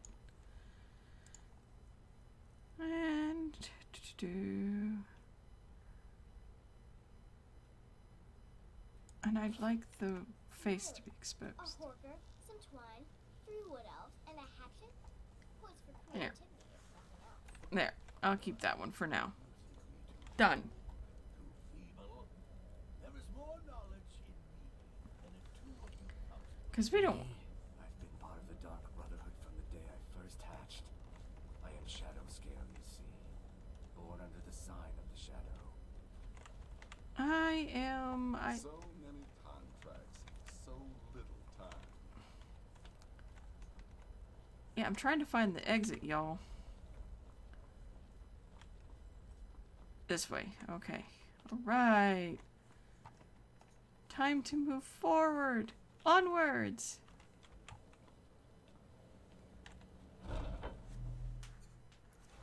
Aww.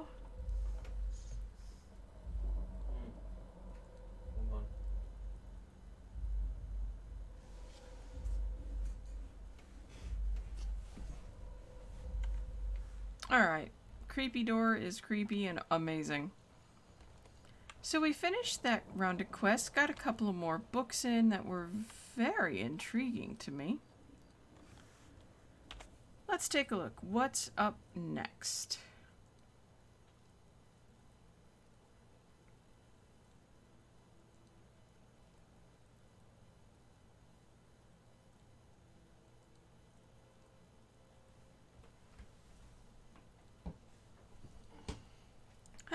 We can do Meridia's Beacon. It's been a hot minute. Let's get rid of that. That takes care of the Adra part.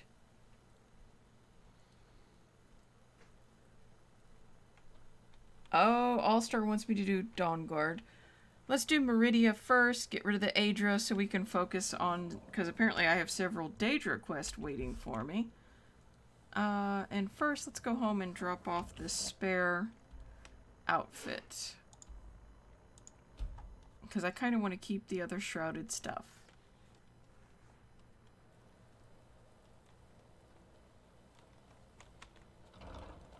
Maybe catch some sleep too. Alright. So while we're here...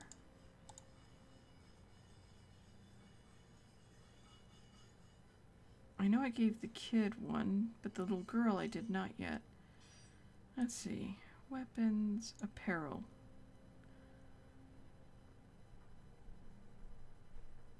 They're worth a lot of money. I guess I will unfavorite it. And unfavorite, unfavorite, unfavorite. Thank you. The lockpicking comes in handy. We're gonna favorite this. Store that. And store that. Store that, store that. I can sell you. And I think I can sell this one now because that's probably worth a lot of money. And while we're here, I know that there's that elven bow or dwarven bow of binding. That's right, that one guy wants it. So we'll take that because I've got a better bow. Did I just hit take all? Did I seriously? Oh my glob. Oh, good Lord.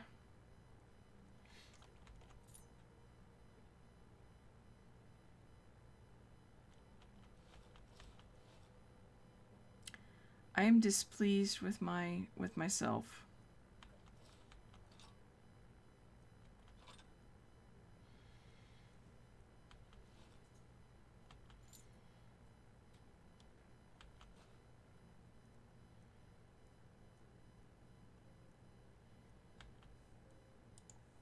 I am very displeased with myself.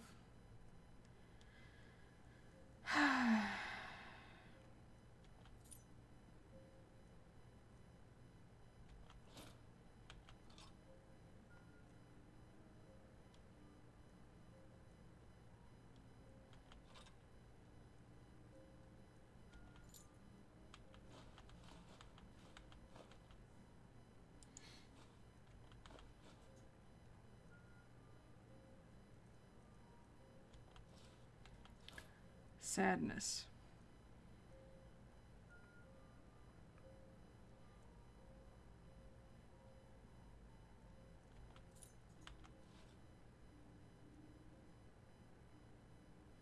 Ice wolf pelts. Keeping those. Keeping that, keeping that.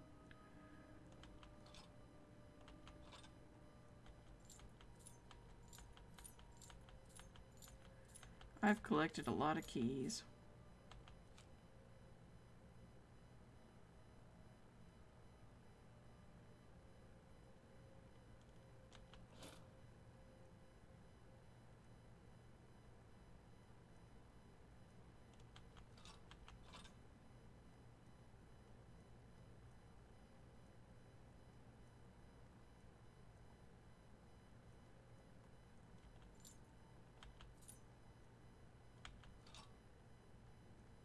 I can't believe I did this.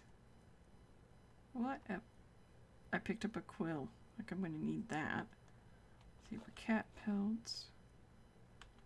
The sanguine rose.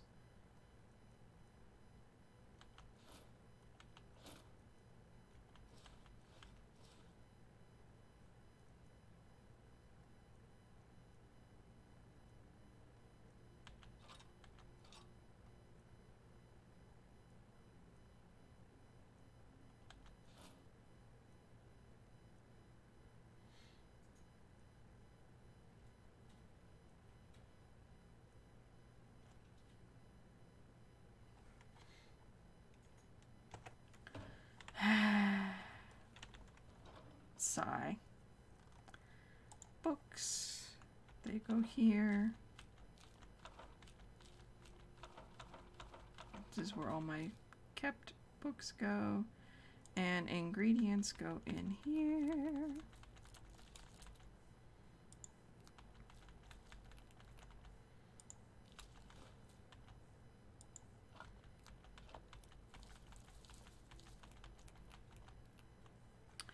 Alright.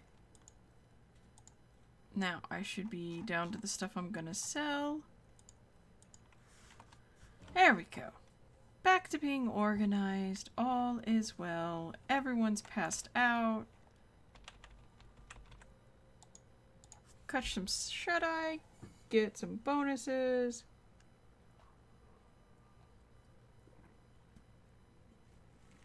Hello, my Yes, All-Star, I know. Weak sauce.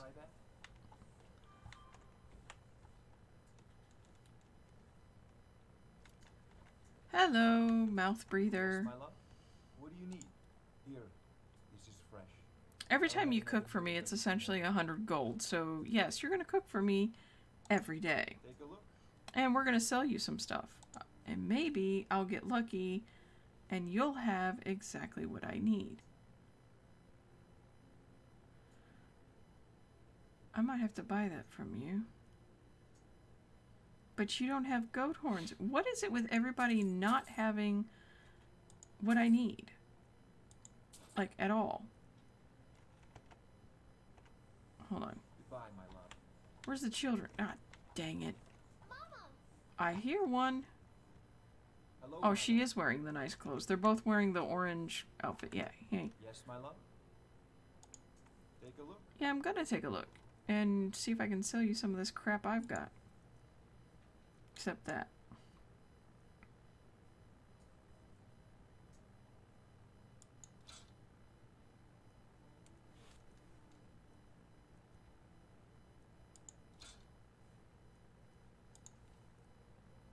How much you gonna give me for that? That's not bad. Need to let go of some of this anyway. The lockpicking stays. You can have that. Anything else I want to let go of? And get rid of the fox pelts.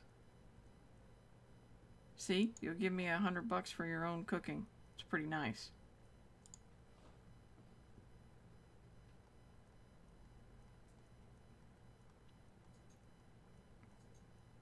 Get rid of that quill. And the woodcutter's axe goes outside. Goodbye, my love. Oh, hey. Did we make a profit? We have a cozy little profit. Here, this is your share, love. Where are they? Everyone tells me that there's goats. We've been running around. The only goat I found is the one that's running around Falkreath that's owned, and then Gilda, the one I stole and sold to the giant and returned. So I'm very curious where these goats are.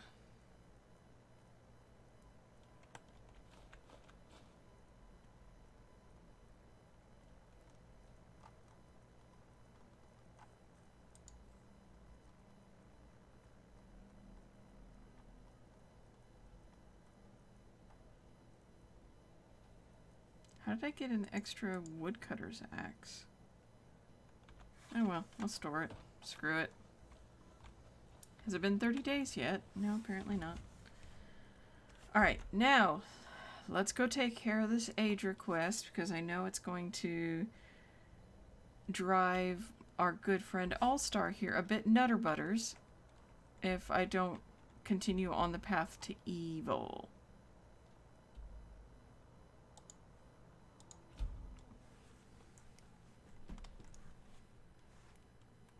All-Star goes, your luck sucks. You know what? It's probably because I haven't listened to you enough and been evil enough. That has to be the answer.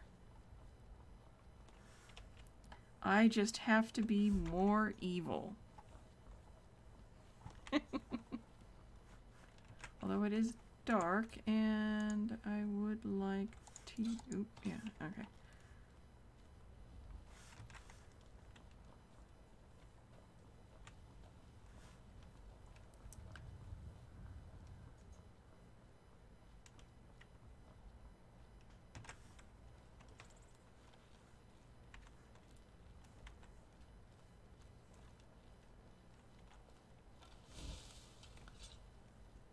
because I would like to fill some soul gems, wishing we had some mud crabs. But we're gonna settle for random saber cat and wolves tonight, since it is nice and dark. Maybe a thief will come around. Which, I really should do some work for, all these factions I'm a part of. I'm a companion, but not a werewolf.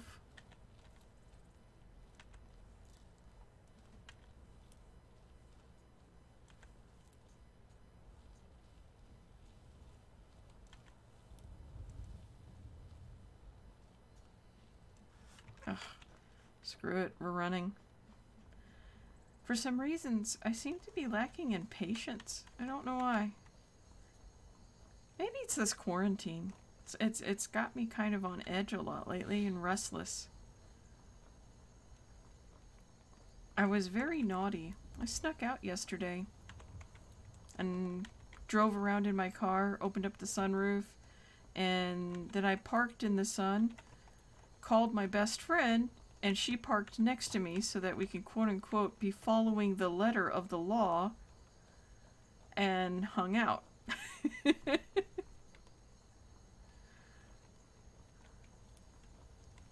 Because, with our cars parked away from each other, we were at least 6 feet apart.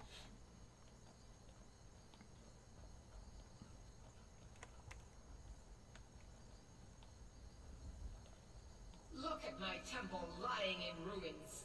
So much for the constancy of mortals, their crafts and their hearts. If they love me not, how can my love reach them? Yes, ma'am. Restore to me my beacon, that I might guide you toward your destiny. Uh-oh. Uh-oh. What are we doing? Hey, oi! This will kill me! Hey! What are you doing? It is time for my splendor to return to Skyrim. But the token of my truth lies buried in the ruins of my once great temple, now tainted by a profane darkness skittering within. The necromancer Malkaran defiles my shrine with vile corruptions, trapping lost souls left in the wake of this war to do his bidding. Worse still, he uses the power stored within my own token to fuel his foul deeds. I have brought you here, mortal, to be my champion. You will enter my temple, retrieve my artifact, and destroy the defiler.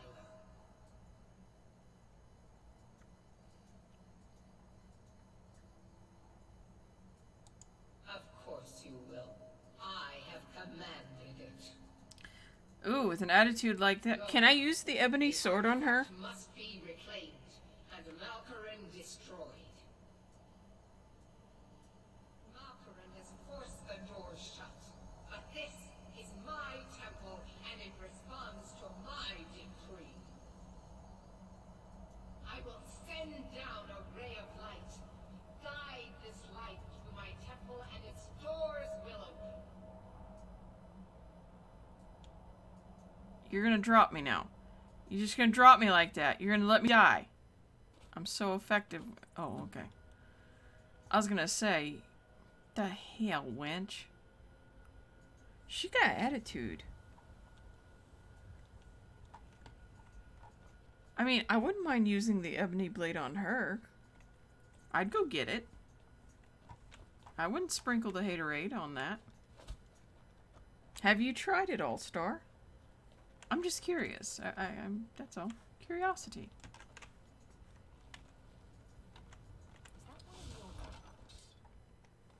Shut up, Lydia. Dude, what happened to you? I'm still gonna take all that money. I'll take that money. So far, this is not bad. Kind of creepy. Kind of dark.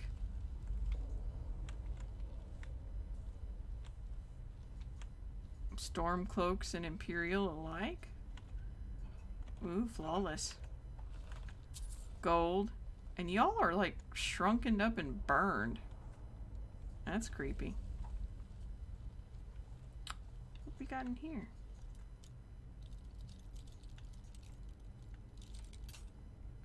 How many lockpicks do I got? I got over 100. I'm not hearing the tumblers right. Oh. Dang it. So I'm in the right vicinity. There we go. Of course.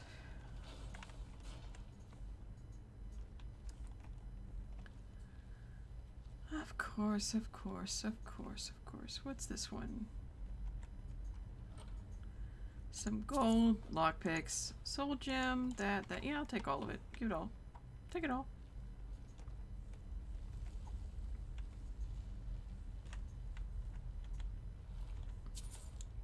So far, this has been a profitable dungeon crawl. I'm not displeased. In the slightest.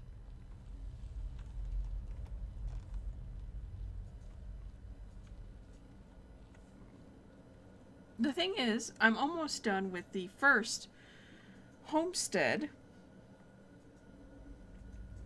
And since All-Star says I can't stab her with the ebony sword, we're going to have to go back and pull up the internet. We're going to have to Google foo and find out who is going to be betrayed by me to make y'all happy in your quest to make me evil.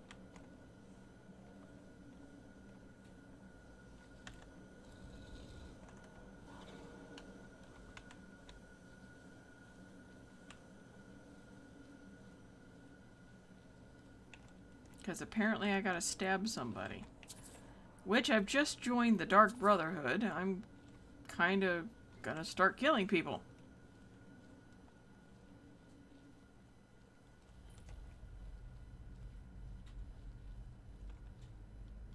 I've got a bad feeling about this. Actually, iron arrow. That only does 8. That does 10. That does 12. I need arrows. Like, seriously, I need some arrows. Good lord.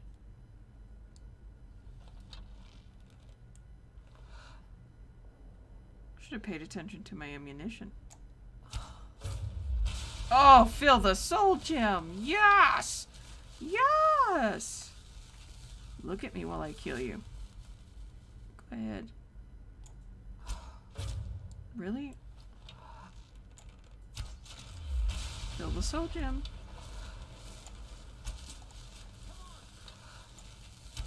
Fill the soul gems!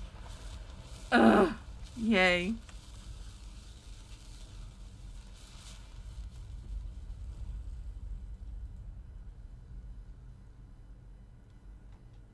She really is insanely rude. But we've started it, and I'm filling soul gems. Kind of makes me happy.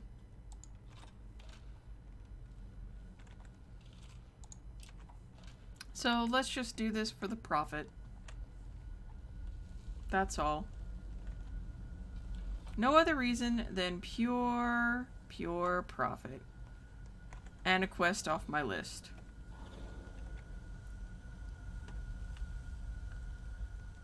Soul gem. I mean, I've made several hundred gold and got a soul gem so far. It's not a bad give and take.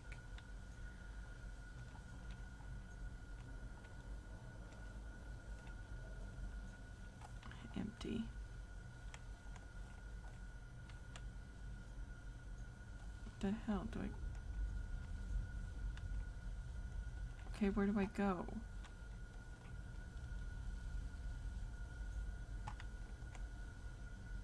You opened this door, but there's nowhere to go. The hell do you want me to do, you smelly pirate hooker? Or did a door open down here that I don't know about? Ah, okay.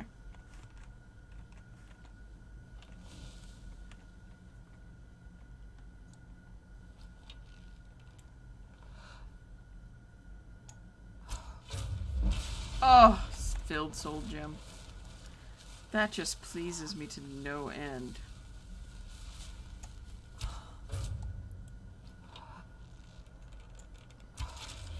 Ah, more souls. Oh, such a good feeling. Soul gems filled.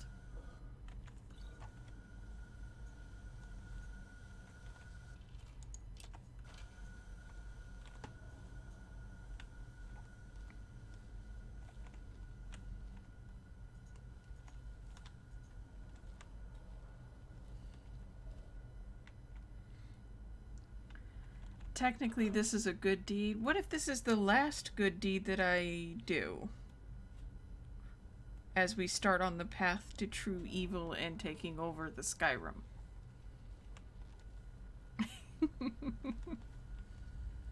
And here I thought I was going to play a, a lawful, good, just character. And so far, I've done a lot of dirty deeds. Apparently, I'm going to follow the path of evil.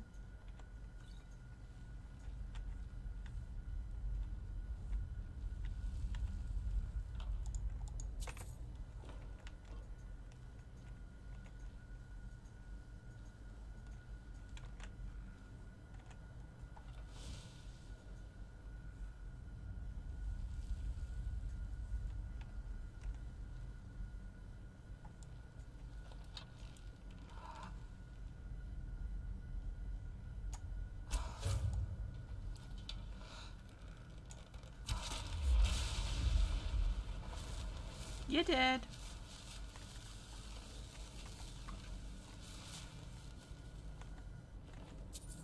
These poor, poor soldiers with all this gold on them. Just for me. Oh, I should go up there and murder some people.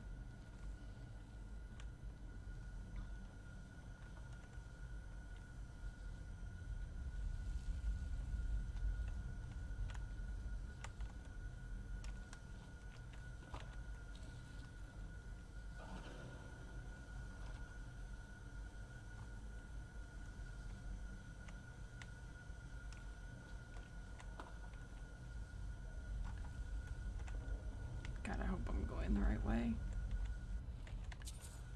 I mean, this has been quite profitable.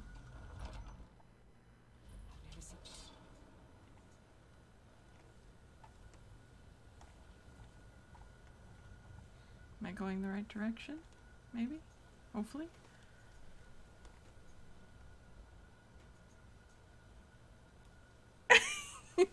Drogon says, I had no chance with the audience I've acquired. I'm grateful for it. I really am. I wonder what my brother would say. He'd tell me I'm weak sauce with no game, and that I should be even more evil, I bet.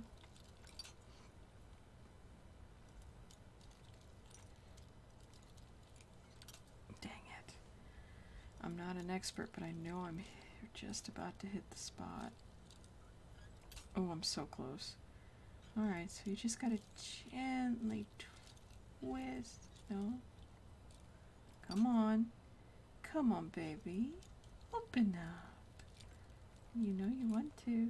Come on, sweetheart. Don't be so stubborn. Oh, you're so close. Oh, come on. Come on, dearest heart. There you go. That pleases me so much.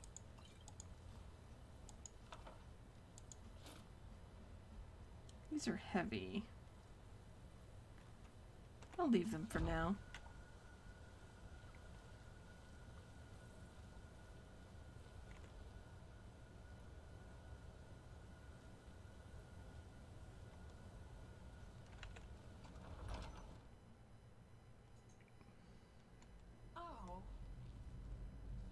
I like it when Lydia pokes herself with my weapon. Gets a little bent. I probably will end up killing her if I don't find a suitable replacement. I'm just not quite ready to let her go yet.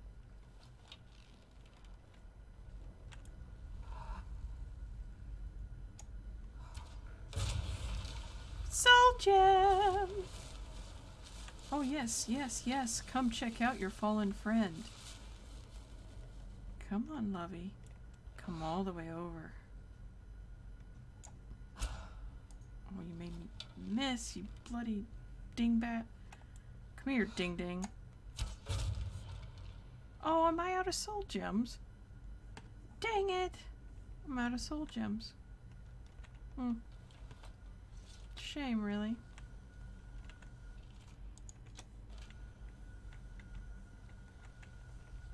I killed you over here. I know I did.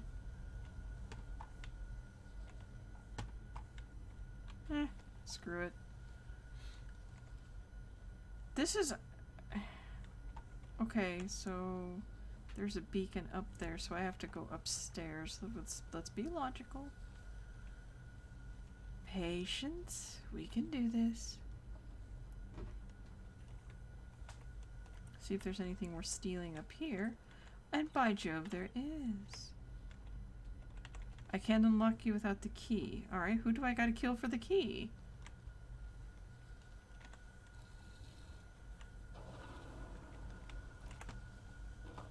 Alright.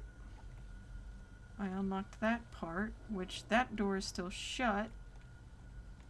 Is there another pathway up I need to know about? Oh, well, hello, lovey. Are you here for a spot of death? Ah, soul gem. Yay. I thought I was out.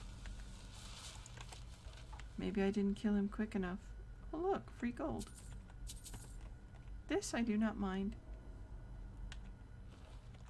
Lots of gold in this plundering. Lots and lots of gold. So, my question is, I jumped up there, pushed that, but this door did not open, which I believe requires a key, and so did the one up there.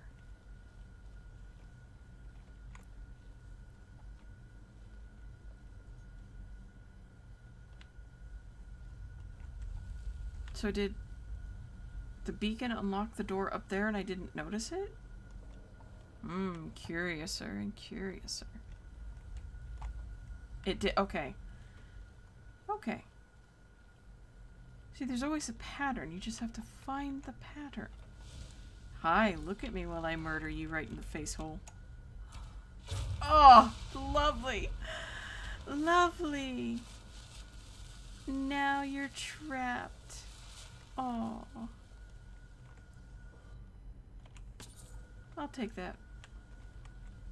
And then let's see what you have in your leftover plasma. Nothing I really want. Anything in the urns worth taking? Anything?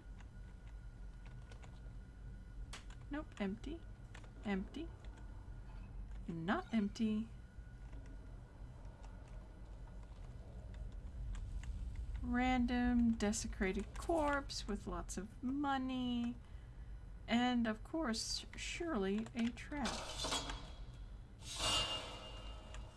Oh, but notice, you can't trap me, lovies. Not really. You can spike her to death, but not me. I've got better things to do. Gold diamond ring, an extra chest. Why, quite lovely. Oh, am I out of space, eh? There we go. Now, let's finish our pillaging. Ooh, dwarven armor. Heavy, though. Really heavy. To take or not to take? That's nifty looking, but I don't wear heavy.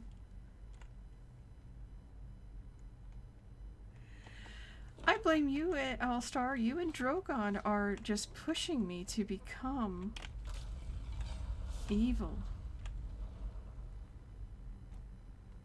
Pushing the desire of evilness to spread throughout the land. And apparently I'm just going along for the ride.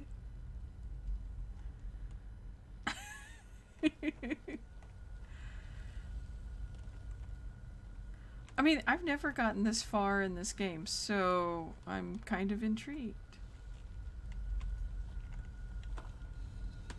Did that open that door down there? No, but I heard one nearby open. That one did. Because it let out a Mr. Man here.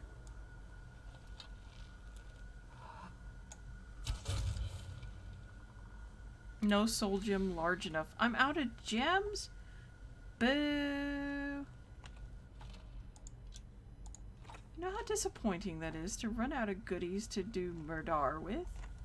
Oh, actually, I have to go that way. Move out the way, Lydia. You're up my butt. Ah, sigh. Good work is hard to find.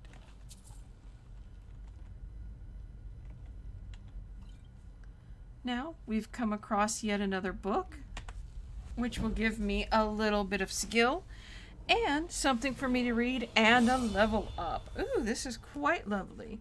I'm going to take a sip of tea before I read you this new book.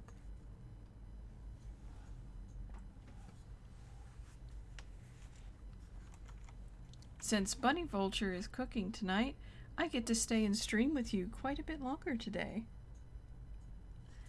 So the next book we're going to read is The Battle of Red Mountain and the Rise and Fall of the Tribunal. The following is a transcript of the words of Lord Vivek, addressed to a dissident priest, Malur Omain, who confronted Vivek with the Ashlander traditions surrounding the Battle of Red Mountain and with prophecies of the Nerevarine, and two unnamed magistrates of the Inquisition who joined Vivek in interrogating the dissident priest. Who can clearly recall the events of the distant past? But you have asked me to tell you in my own words the events surrounding the Battle of Red Mountain, the birth of the Tribunal, and the prophecies of the Nerevar reborn. Here is what I can tell you. When the Chimer first abandoned the urds and tents of their nomadic ancestor and built the first great houses, we loved the Daedra and worshipped them as gods. But our brethren, the Dwemer, scorned the Daedra and mocked our foolish rituals and preferred instead their gods of reason and logic. So the Chimer and Dwemer were always at a bitter war, until the Nords came and invaded Resdain. Only then did the Chimer and Dwemer put away their strife and join together to cast out the invaders. Once the Nords were driven out, General Nerevar of the Chimer and General Dumak of the Dwemer, who had come to love and respect one another, resolved to make peace between their peoples. In that time, I was but a junior counselor to Nerevar, and Nerevar's queen, Almalexia, and his other favorite counselor, Sothasil, always doubted that such a peace might long survive. Given the bitter disputes between Chimer and Dwemer, but by negotiation and compromise, Nerevar and Dumak somehow managed to preserve a fragile peace. But with Dagathor, Lord of House Dagoth, and trusted as a friend by both Nerevar and the Dwemer, brought us proof that High Engineer Kagranok of the Dwemer had discovered the heart of Lorcan, and that he had learned how to tap its powers, and was building a new god, a mockery of Chimer faith, and a fearsome weapon. We all urged Nerevar to make war on the dwarves and to destroy this threat to Chimer beliefs and security. Nerevar was troubled. He went to Dumak and asked if what Dagothur said was true. But Kagranok took great offense and asked whom Nerevar thought that he was, that he might presume to judge the affairs of the Dwemer. Nerevar was further troubled, and made pilgrimage to Holamayan, the sacred temple of Azura, and Azura confirmed that all that Dagothur said was indeed true, and that the creation of a new god of the Dwemer should be prevented at all costs. When Nerevar came back and told us what the goddess had said, we felt our judgments confirmed and again counseled him to war. Chiding Nerevar for his naive trust in friendship and reminding Nerevar of his duty to protect the faith and security of the Chimer against the impiety and dangerous ambitions of the Dwemer. Then Nerevar went back to Vardenfell one last time, hoping that negotiations and compromise might once again preserve the peace. But this was time the friends Nerevar and Dumak quarreled bitterly, and as a result, the Chimer and Dwemer went to war. The Dwemer were well defended by their fortress at Red Mountain, but Nerevar's cunning drew most of Dumak's armies out into the field and pinned them there, while Nerevar, Dagothur, and a small group of companions could make their way into the Heart Chamber by secret means. There, Nerevar, the Chimer King, met Dumak, the Dwarf King, and they both collapsed from grievous wounds and draining magics. With Dumak fallen, and threatened by Dagothur and others, Cogranak turned his tools upon the heart, and Nerevar said he saw Cogranak and all his Dwemer companions at once disappear from the world. In that instant, Dwemer everywhere disappeared without a trace. But Cagranak's tools remained, and Dagothur seized them, and he carried them to Nerevar, saying, "That fool Cagranak has destroyed his own people with these things. We should destroy them right away, lest they fall into the wrong hands." But Nerevar was resolved to confer with his queen and his generals, who had foreseen that this war would come and whose counsel he would not ignore again. "I will ask the tribunal what we should do with them, for they have had wisdom in the past that I had not. Stay here, loyal Dagothur, until I return." So Nerevar told Dagothur to protect the tools and the heart chamber until he returned. Then Nerevar was carried to us, where he waited on the slopes of Red Mountain, and he told us all that had transpired under Red Mountain. What Nerevar had said was that the Dwemer had used special tools to turn their people into immortals, and that the heart of Lorcan held wondrous powers. Only later did we learn from others present that Dagothur had thought the Dwemer destroyed, not made immortal. And no one knows for sure what really happened there. After hearing Nerevar, we gave our counsel as he requested, proposing we should preserve these tools in trust for the welfare of the Chimer people.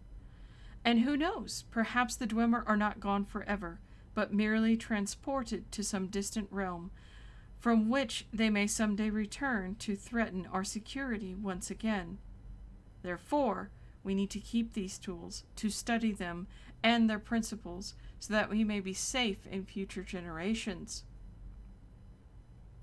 And though Nerevar voiced his grave misgivings, he was willing to be ruled by our council under one condition, that we all together should swear a solemn oath upon Azura that the tools would never be used in the profane manner that the Dwemer had intended.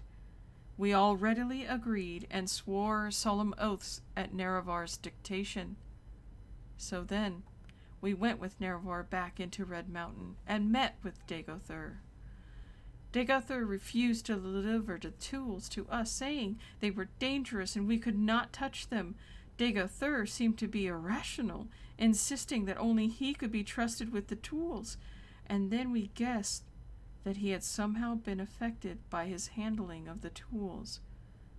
But now I feel sure that he had privately learned the powers of the tools, and had in some confused way decided he must have them for himself. Then Nerevar and our guard resorted to force to secure the tools. Somehow Degathur and his retainers escaped, but we gained the tools and delivered them to Sothasil for study and safekeeping. For some years we kept the oaths we swore to Azura with Nerevar, but during that time in secret, Sothasil must have studied the tools and divined their mysteries. And at last he came to us with a vision of a new world of peace, with justice and honor for nobles, and health and prosperity for the commoners, with the tribunal as immortal patrons and guides. And dedicating ourselves to this vision of a better world, we made a pilgrimage to Red Mountain and transformed ourselves with the power of Kagranak's tools. And no sooner than we had completed our rituals and begun to discover our new-found powers, the Daedra Lord Azura appeared and cursed us for our forsworn oaths. By her powers of prophecy, she assured us that her champion Nerevar, true to his oath, would return to punish us for our perfidy, and to make sure such profane knowledge might never again be used to mock and defy the will of the gods. But Sothasil said to her, "The old gods are cruel and arbitrary, and distant from the hopes and fears of Mer. Your age is past. We are the new gods, born of flesh, and wise and caring of the needs of our people. Spare us your threats and chiding, inconstant spirit. We are bold and fresh, and will not fear you." And then, in that moment, all Chimer were changed into Dunmer, and our skins turned ashen and our eyes into fire. Of course, we only knew at that time that this had happened to us, but Azura said, "This is not my act, but your act. You have chosen your fate, and the fate of your people, and all the Dunmer shall share your fate. From now to the end of time, you think yourselves gods, but you are blind, and all is darkness." And Azura left us alone in darkness, and we were all afraid. But we put on brave faces and went forth from Red Mountain to build the new world of our dreams. And the new world we shaped was glorious and generous, and the worship of the Dunmer fervent and grateful. The Dunmer were at first afraid of their new faces, but Sothasil spoke to them, saying that it was not a curse but a blessing, a sign of their changed natures, and sign of the special favor they might enjoy as new Mer. No longer barbarians trembling before ghosts and spirits, but civilized Mer, speaking directly to their immortal friends and patrons, the three faces of the tribunal. And we were all inspired by Sothasil's speech and vision, and took heart. And over time, we crafted the customs and institutions of a just and honorable society. And the land of Resdain knew millennia of peace, equity, and prosperity, unknown to other savage races. But beneath Red Mountain, Degathur had survived, and even as the light of our bold new world shined ever more brightly beneath Red Mountain, the darkness gathered, a darkness that was close kin to the bright light that Sothasil coaxed from the heart of Lorcan with the tools of Kagranok. As the darkness grew, we fought it and crafted walls to confine it, but we never could destroy it, for the source of the darkness was the same source, the source of our own divine inspiration. And in these latter days of Morrowind, reduced to a subjugated province of the Western Empire, as the glory of the temple fades and the dark tide rises from Red Mountain, we are reminded of Azura and her promised champion's return. We have waited, blind and in darkness, mere shadows, drained of our ardent vision, in shame of our folly, in fear of our judgment, and in hope of our deliverance. We do not know if the outlander claiming to fulfill the prophecies of the Nerevarine is our old companion Nerevar reborn, or a pawn of the Emperor, or a catspaw of Azura, or some simple twist of fate. But we insist you adhere to temple doctrine and conform to the strictures dividing the hieroglypha from the apocrypha, and that you not speak that which must not be spoken openly, act as a dutiful priest should, in accordance with our vows of obedience to the canons and arcanons, and all will be forgiven. Defy me, and you will know what it is to stand against a god. Vivek. Ooh, nifty.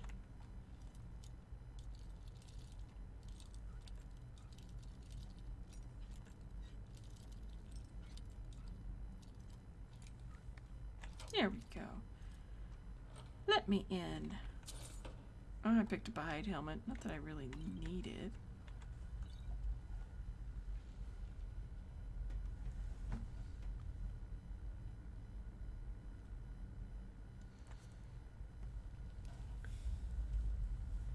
So, let's see. What did I meet in?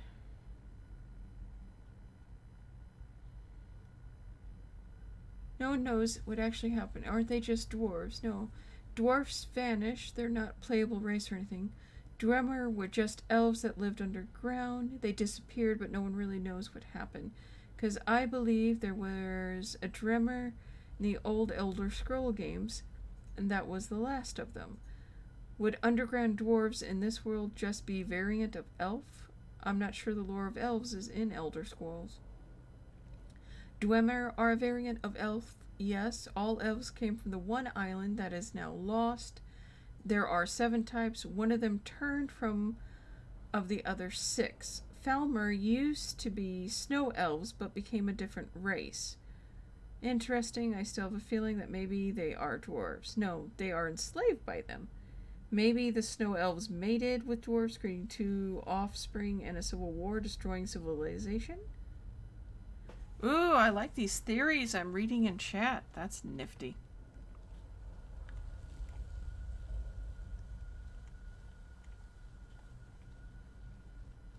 But we must progress.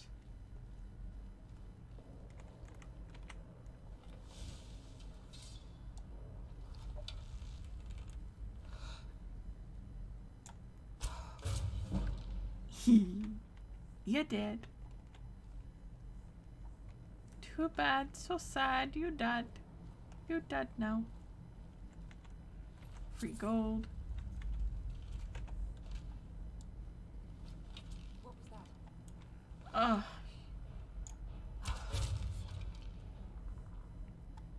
Lydia can't be quiet with her clunky armor.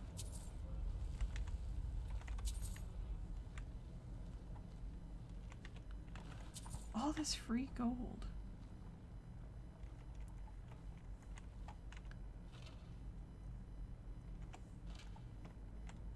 Okay, now I came in from down here. There's a path up that side and a path up this side. We're gonna start with the left. We're gonna come up here and see what's what.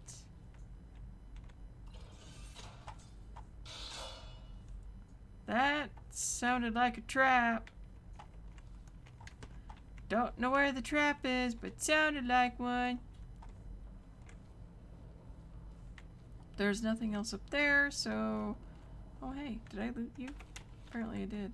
Yeah, I did. Alright, let's come upstairs where that one dude came from, which was from this direction. See where it leads. Where are we going? Burial urn, garnet, empty.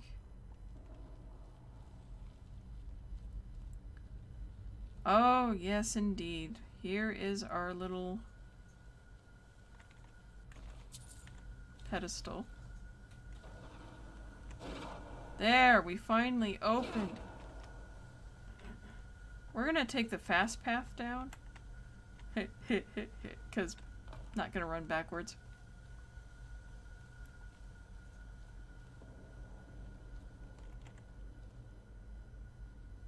Oh, did I actually get shanked by the trap? I didn't even feel it. I felt nothing. 'Tis but a flesh wound. Probably healed by now, too.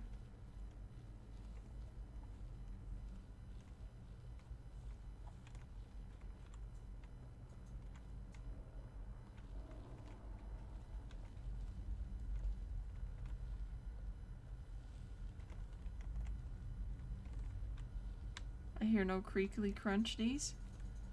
Come on, surely there's something. Well, free gold. More additional free gold. Free gold. I've noticed one thing about Lydia. She kind of takes shit in stride.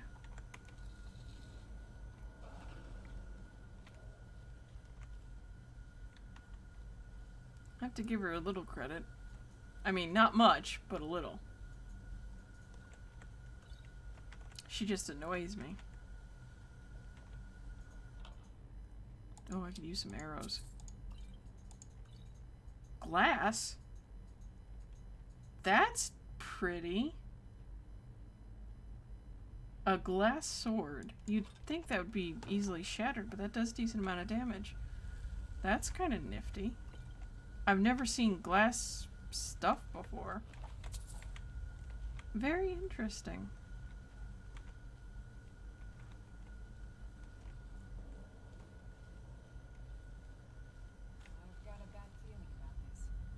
If she's got a bad feeling about this, then I better frickin' save.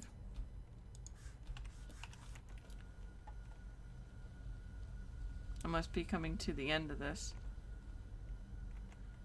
Oh, if I recall... Oh, man. I've got a bad feeling about this, too.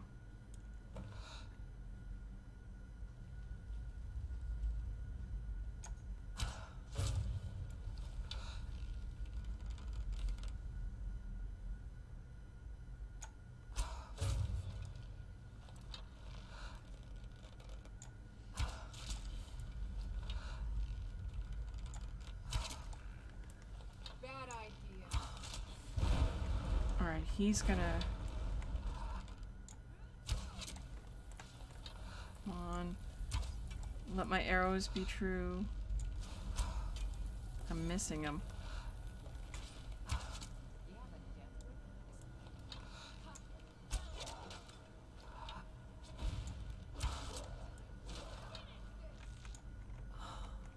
Really? I survived that? The Defiler is defeated. Oh my. Take Dawnbreaker from its pedestal. Well, right now I'm kind of looting all these desecrated corpses because look at the fat freaking loots I'm getting. And Wench, you're kind of snotty. Look at all this gold, man. Fire salts. Take that. Take that, take that. Look at that. Free gold. Gold. Your temple's full of goodies right now. I'm busy looting. I did what you asked of me, so let me pillage.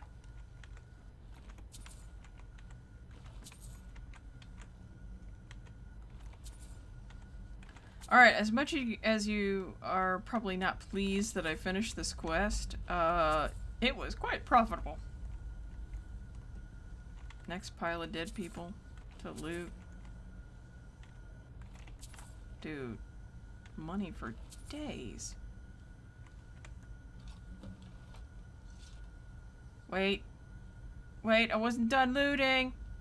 Don't take me away. Aw, you freaking heathen. Hooker, wench, smelly pirate. Malkarin is vanquished. Skyrim's dead shall remain at rest. This is as it should be. This is because of you. A new day is dawning, and you shall be its herald. Take the mighty Dawnbreaker, and with it purge corruption from the dark corners of the world. Wield it in my name, that my influence may grow.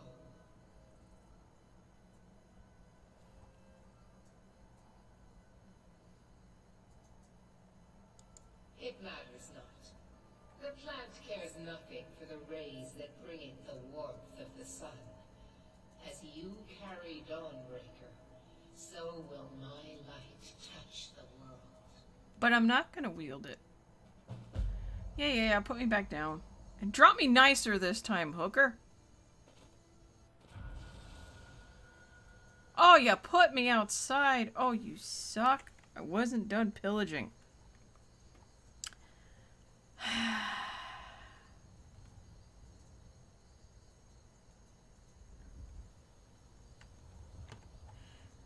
I'm displeased.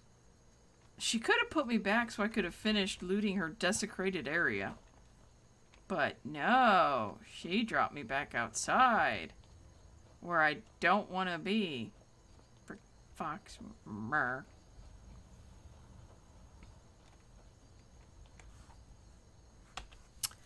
Alright.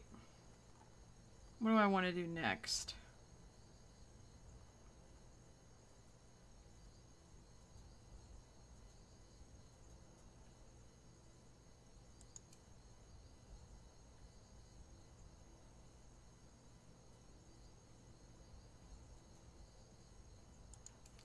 Going to Markarth real quick. Let's go drop off let's go drop this off.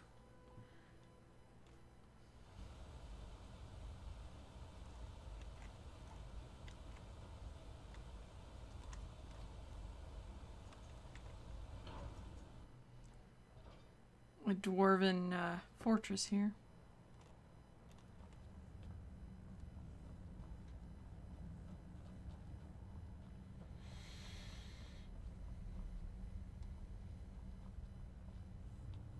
I mean, these ruins are interesting. And look what we have here. Another book for us to read before I talk to the old crotchety dude. Next up, we have Dwarves, The Lost Race of Tamriel, Volume 2, Weapons, Armor, and Machines, by Calcemil, Scholar of Markarth. In our previous discussion on the Dwarves, or Dwemer, in the more correct scholarly terminology, we looked into the properties of Dwarven architecture and metallic crafts. In this continuing discussion of Tamriel's lost race, we shall examine the ways in which dwarves waged war and kept out trespassers. Unlike other cultures still existing today, the dwarves built and relied on increasingly complicated machines for a wide variety of martial tasks, and weapons and armor created solely for the purpose of being wielded by dwarven warriors show remarkably fewer points of progress beyond the basic designs. Let us begin by analyzing those basic weapons and armors. Anyone who has held a dwarven axe or worn a dwarven helmet can testify as to the ancient, everlasting quality of dwarven craftsmanship. Weapons do not deviate too greatly from their base function. Dwarven swords pierce through light armors with incredible effectiveness, owing primarily to the remarkable sharpness of tempered dwarven metal, and owing to a far lesser extent to its simple, double-edged design. Compare and contrast a sharp, angular dwarven dagger to a curved elven blade, and it becomes a small logical leap to say that dwarven weaponsmiths relied almost exclusively on creating quality materials first and merely allowed the form of those materials to flow from the method that weapon was intended to kill people. As a culture that built almost exclusively underground, it's no surprise that dwarven armors are built to withstand incredibly heavy blows. Again, the fact that they are also resistant to being pierced by arrows or small blades is more of a testament to superior dwarven metallurgy over superior dwarven armor smithing. But it would be erroneous to thus conclude that dwarven smiths did not take the manufacture of their weapons and armor very seriously. Every piece of warcrafts I have examined show a remarkable amount of unnecessary detailing and personalization that is just as evident today among the most ardent blacksmiths. A dwarven smith probably came from a long tradition that distinguished itself in way that, say, the grip of a mace would feel or the design of the head of individual arrows. Although, due to the paltry lack of any cultural artifacts outside the weapons and armors themselves, there is only mere speculation. The last but probably most important discussion in this volume pertains to the existence of dwarven machinery. Dwarves created and manufactured on a very broad scale thousands of mechanical apparatuses of varying complexity, the most simple of which is the standard arachnid design used to ward off trespassers. We are so far uncertain as to how the dwarves were able to bring to life these remarkably intelligent machines. But I have witnessed one stalk a highly trained thief for several hours, only to ambush him as he was dealing with the lock to some room or treasure trove. I admit to have forgotten the details past the point at which it began spouting lightning at him. Dwarven military machines also range from the human-sized sphere warrior, which patrols the interiors of the ruins as a harmless ball, only to emerge from it as a fully armored and armored automaton fighter, to the justly feared centurion, whose height ranges from twice to several hundred times human size, depending on which reports you believe. Is it, nephew? Can't you see I'm trying to think here? I just wanted to know if you needed anything. No, nothing. Nothing at all. Are you sure?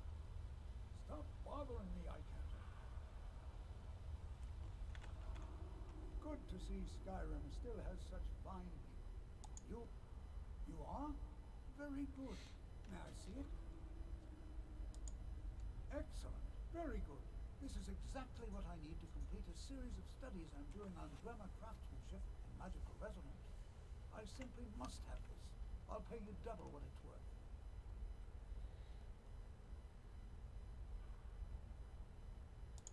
With this, the world could have a better understanding of the Dwemer. Come now, where's your sense of propriety? Extorting an old man like this.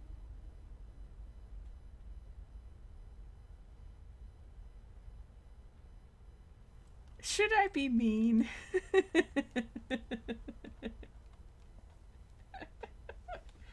And yes, she said her sword is mighty. Notice I'm not wielding it. It's going to go in a box.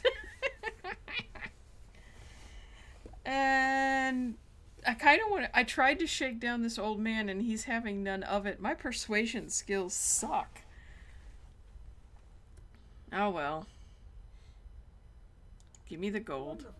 You've just made an important contribution to the advancement of the Dwemer scholarship.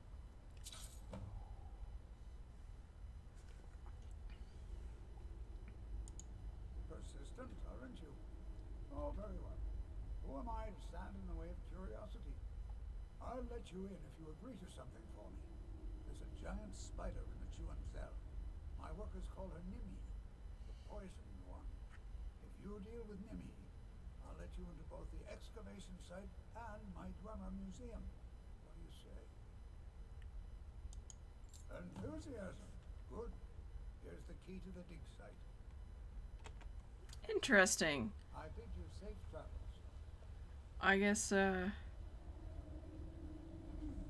I guess we're gonna go pillaging.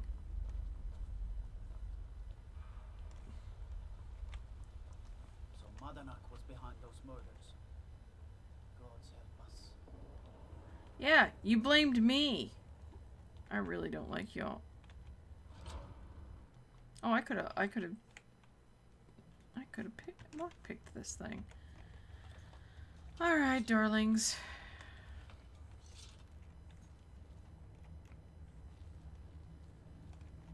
Let's see what we can find here.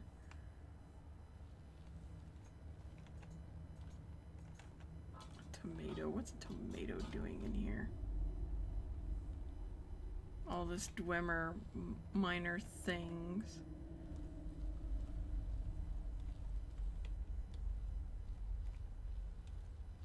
Wow. This place has seen some better days, but I really do dig the architecture, the look, the bronze, you know, I kind of dig the aesthetic. I can admit that.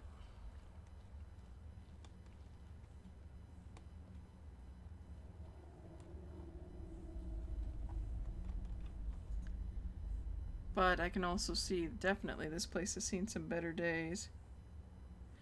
Oh, I didn't assert dominance. I had a feeling. See, you were AFK, so I took pity on the old fart. I should have known you would have told me to assert dominance and shake him down for more gold and maybe fisticuff him.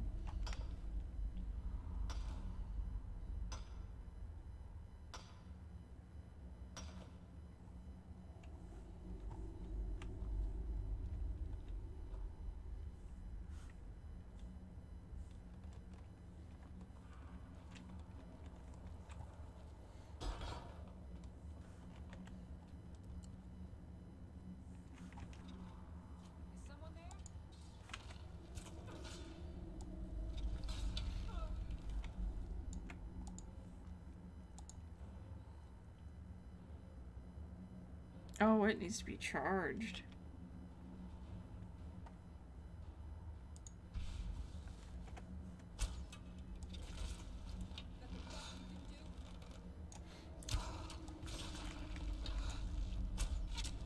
Oh, it resisted my soul trap. Boo. Boo, I tell you, boo. I don't need an apple. What sort?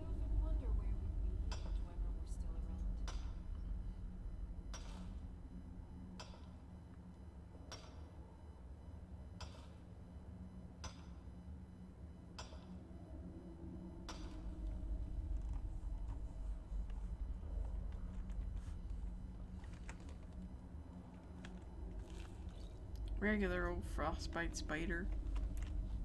What the hell is that in there? Oh, it's a rabbit. I guess I have to tread quietly because apparently spiders are a thing here. But I'm not going to pass up getting some free ore.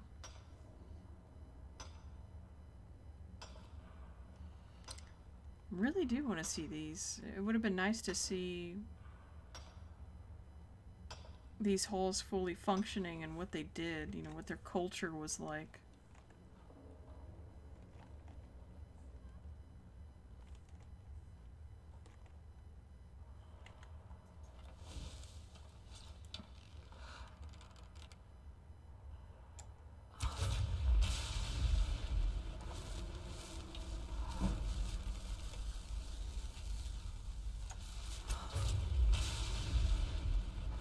Oh, fill soul gems, yay.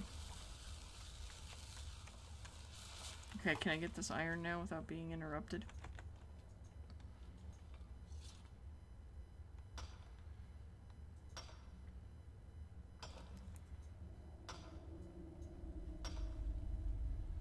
Let's see, how long have we been at it? Oh, we're hitting hour 3. And I can tell my voice is kind of going in and out, so we're gonna kind of pilfer this area, and if you guys don't mind if I kind of do a couple of quests instead of reading, I could probably keep going. But I don't want to throw my voice out completely. It takes so long for it to come back. I'm telling you, since I originally got sick earlier this year, that's been the main thing, is my voice. It just doesn't hold. Alright, we'll get some quests done then. We'll save reading. Because we have read a lot of books today, so it's not like I've been neglectful. I'm playing in everybody's egg sacs. It's kind of creepy and gross.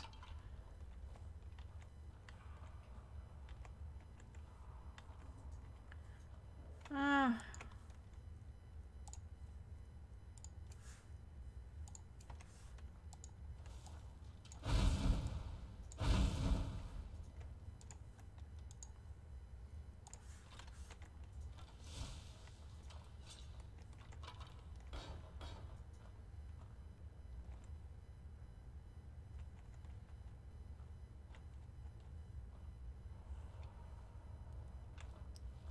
This nice open area looks like a great place for a nice big nasty spider to come play with.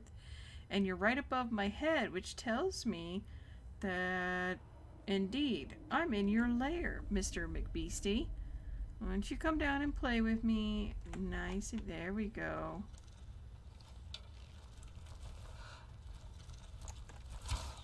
Yeah, you're gonna spit. Go ahead.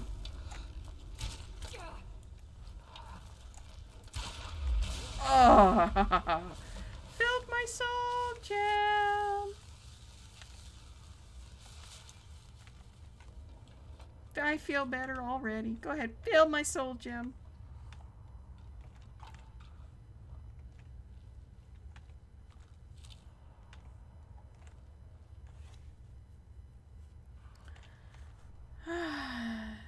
That's a good day's worth of work. Made a lot of gold.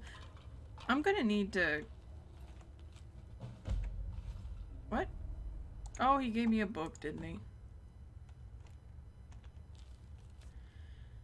Salonia. We've been saddled with some researchers who can't go 4 steps without examining something, and they fight about as well as you'd think. Probably worse. Strom at least has some magical competence, but none of them can swing a sword. Air and Krog seem up to something, so I'll have to keep an eye on them. But Staubin assures me they're trustworthy.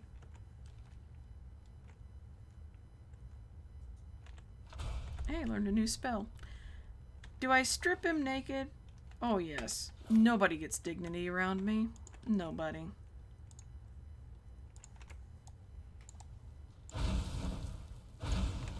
Out's my way. Look at this influence y'all are having. I'm being evil.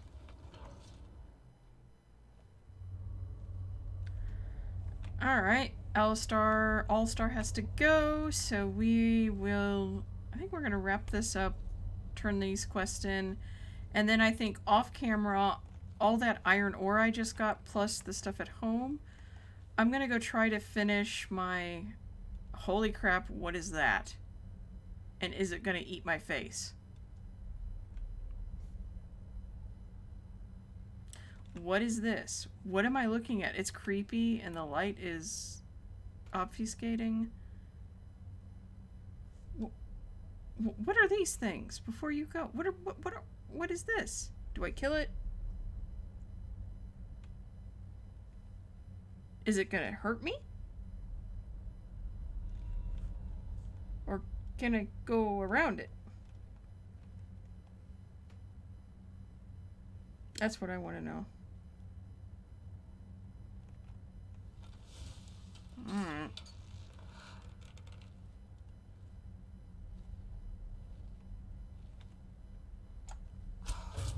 Yeah, they hear really good. And they do want to eat my face. Alright.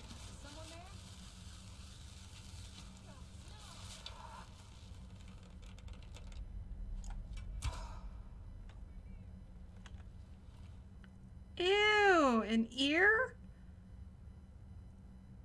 Ew, creepy. I'm taking all of it.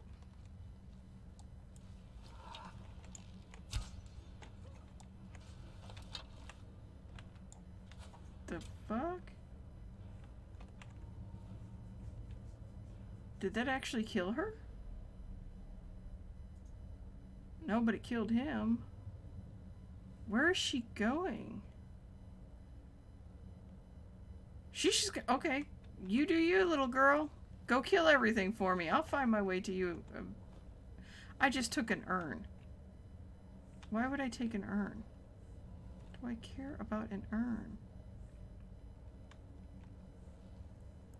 All I know is right now these things want to eat my face.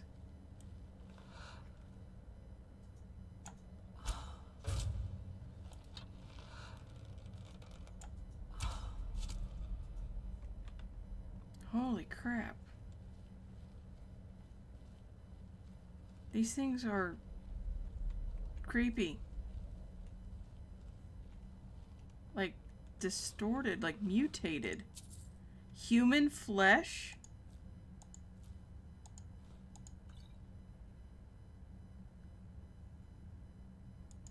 Weird ass bow, shitty damage arrows though.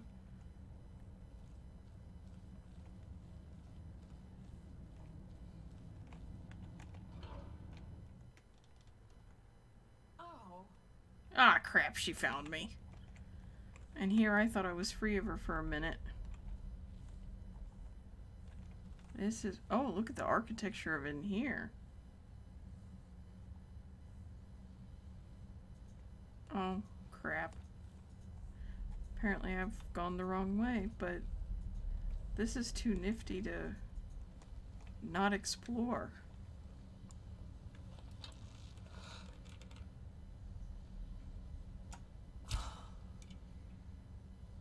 The fuck?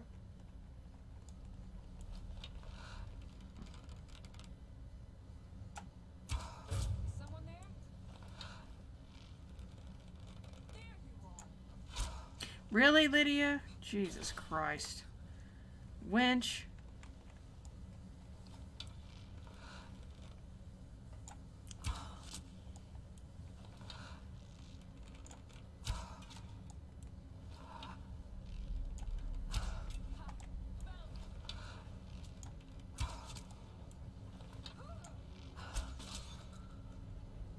No soul gem large enough, okay. Oh, so creepy.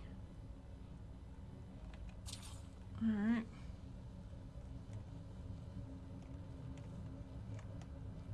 Crap, there's a downstairs?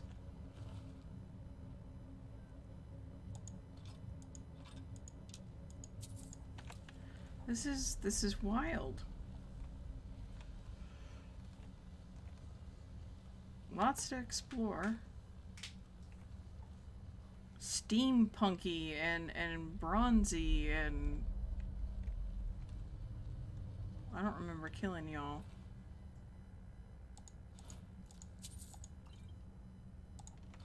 I mean, I'm gonna sell all this crap.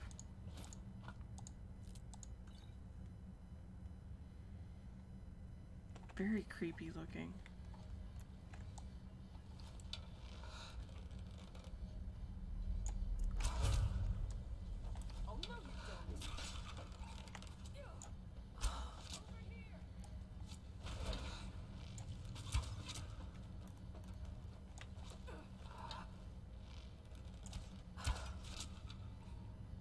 Holy crap, okay.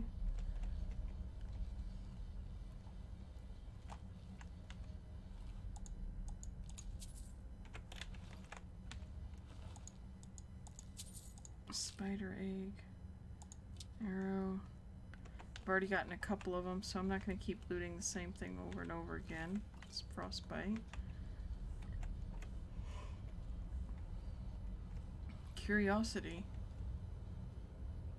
You had a tree here, but no light comes in. How? Well, I mean, it's long dead, but like I'm curious. There's a book over there. I should read it. Maybe But this is wild. I'm gonna end up getting really lost.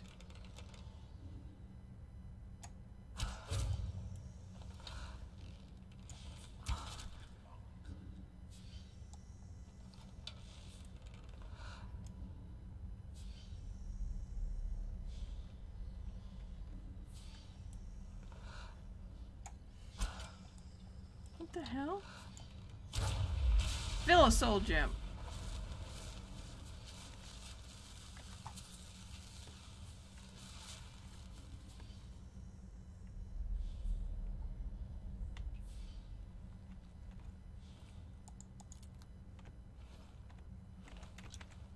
Give me a steel arrow.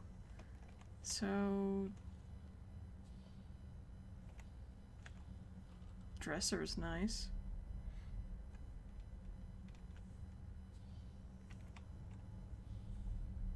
I mean, it's really interesting to see just the aesthetics of all of this. I mean, this looks like it was a nice place at one time. Yeah, a little bunk area.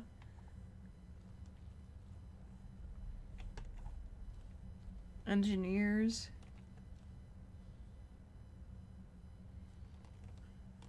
Right, there had to be a natural light source of something, if things actually grew, which that tree, that little garden area suggests there was green areas. But like all the intricate carvings and the amount of what to me looks like bronze. I mean, this is pretty dang cool. Well, here's Strom. I've decided to remain behind with one of our guards and further document the living area we've stumbled across. I write this to the best of my ability, but due to the sudden disappearance of the Dwemer, it is almost impossible to say for certain what anything is. The tree. By the 9, I cannot determine the purpose of this tree. It appears to be from the area around White Run, but why and how it got here is beyond me. I think it may be a gift from the surface world, but based on the lavish surroundings, it could also be a display of power. I'll check the living areas nearby for any additional clues. Living areas. Upon further investigation of the area, it looks like this structure houses 2 clans or families. I can think of no other reason for this particular layout. Perhaps this group oversaw this particular portion of the city. I'll have to compare notes from the other areas as we uncover more of the city. Hopefully, some of those will contain more in-depth clues. It appears a smaller wing collapsed on itself, and maybe when the expedition returns, we can dig out an entrance. Falmer have begun to creep back into this area of the ruins. It's a good thing I'm not alone here. We've managed to block off some of the areas we suspect the Falmer are coming in through, but they're still getting to us somehow. Together, we are able to hold them back, but how long until Steuben and the rest return?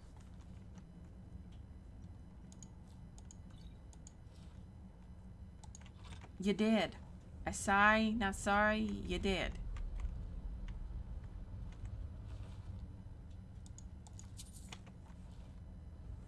Okay, so that area collapsed. Some gold coins, some wine, Strom's diary, which I just read.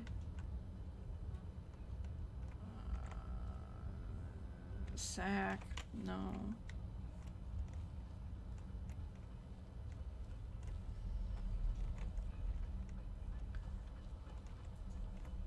This place is nifty as for the fact that, I mean, how many hundreds of years and these engines and things, they're still going. I'd love to figure out what's powering it. Ooh, good lord. Lots of dead people. That guard had a bad day.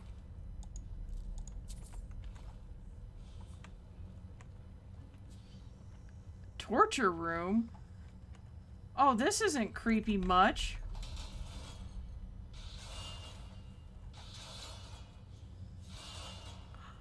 Ew! No! Ew! Ew! Creepy! The hell kind of twisted... No! I'm out. I'm out. I'm out. I'm out. Peace. Peace out. Done. What the hell?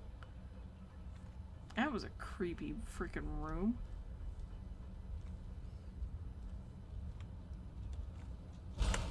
Well, that was a trap.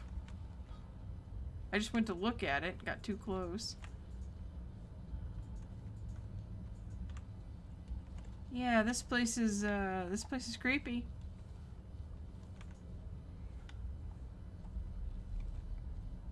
Absolutely creepy. I'm gonna go about my business because this place is creepy. And of course, I don't know where I am.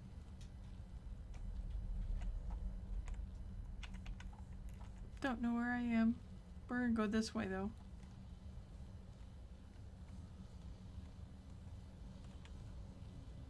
That room was totally creepy. Dislike 100%. Alright, I came from that way and then went down. Okay, so this is the way we gotta go.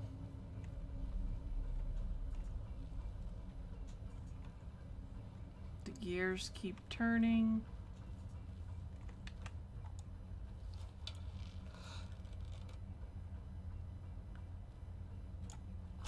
Damn you, ugly. Now that's how it's done.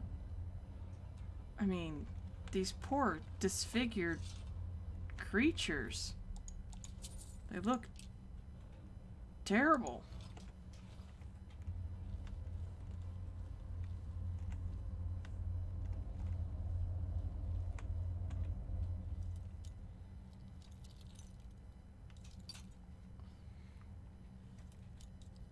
Alright.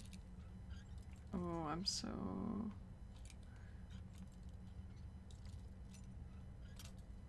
I'm so close.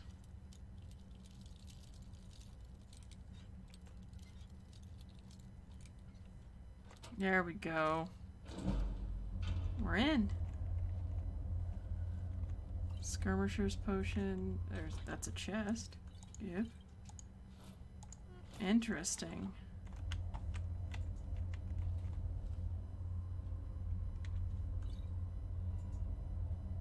A plain leather helmet. Scrap metal. Interesting. This is wild. Oh crap, there's a horde.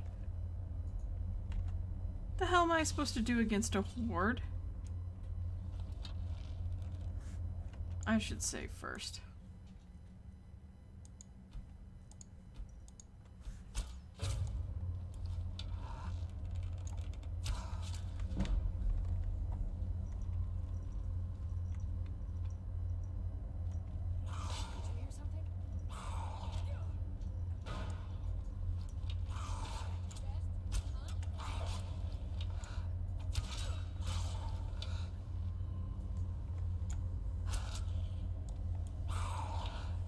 This is gonna suck.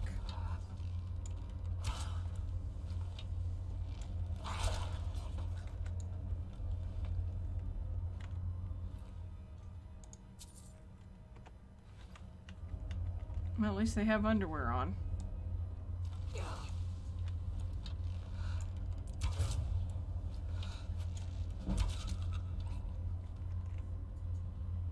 Okay. Creepy, creepy, creepy.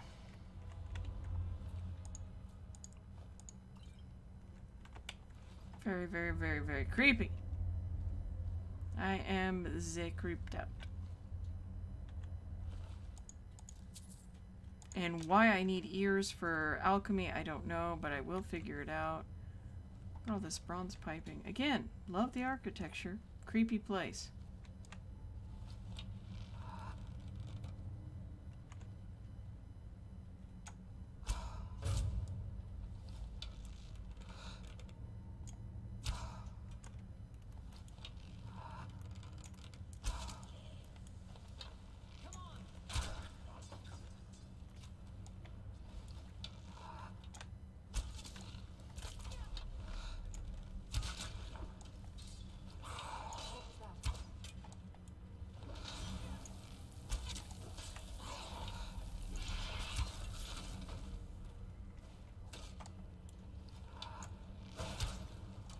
crap, I'm missing like crazy.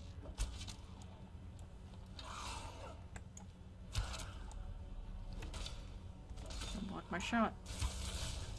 There we go. Because hey, you block my shot, I end up hitting you, and that gets us nowhere. Scrap metal again.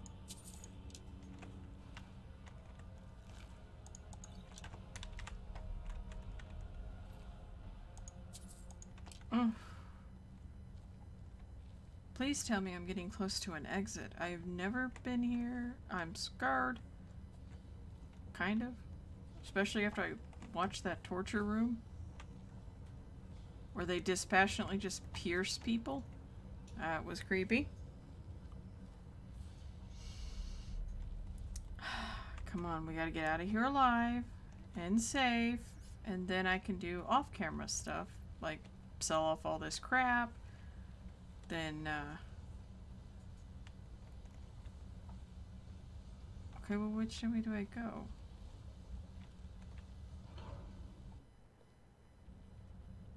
Huh? Oh. Wait, isn't this the... We came in from up there, so no, this is not where I want to be.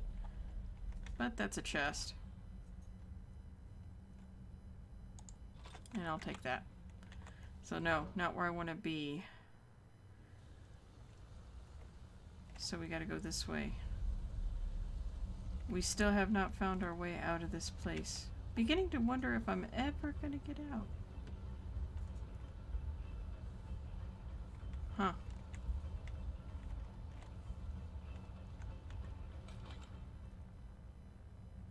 That's a Dwemer bowl. Interesting. Healing. Wielding.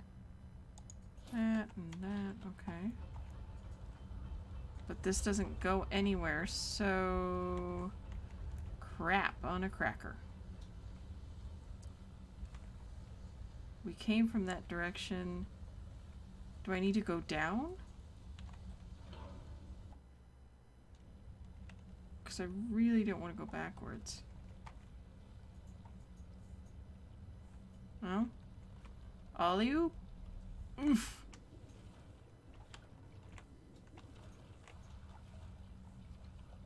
What about here? Can this lead me out? Okay, this is the armory. Whew. I just want to go home.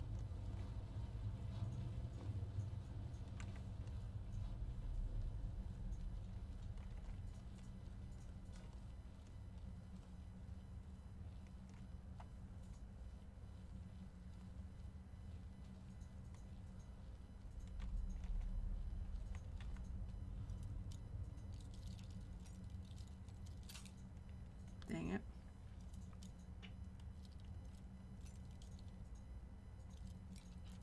Okay, so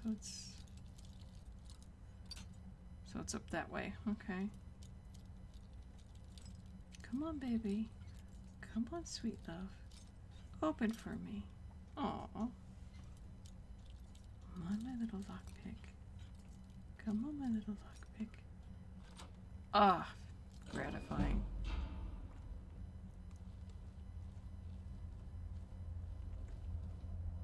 Okay, there's something dead here.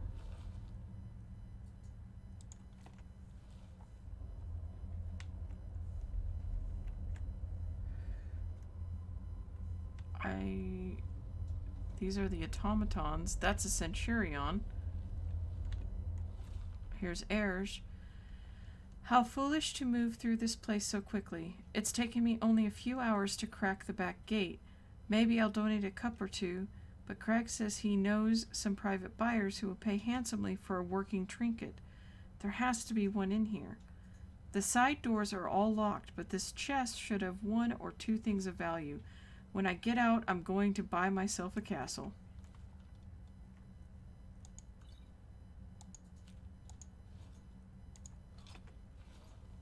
Well, you apparently died horribly. And I am concerned. I just kind of want to leave.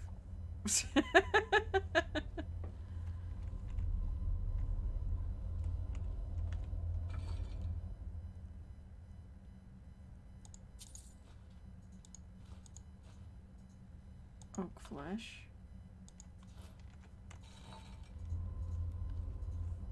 But nothing's attacking me yet. Why? Is it because I'm silent?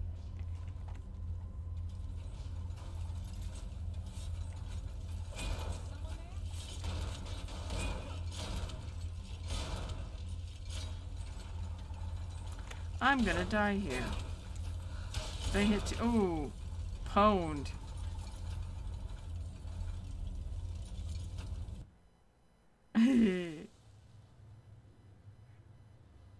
So it reset me to here. And there's no fast traveling. So I know the main gate.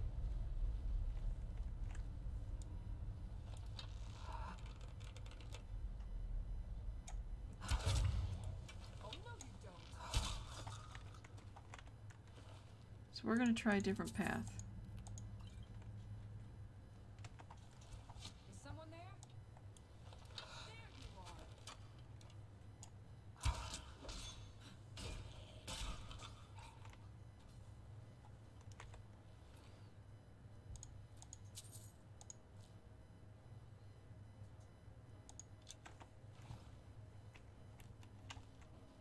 Okay. Oh my goodness. Well, alrighty then. Apparently they keep these things as pets.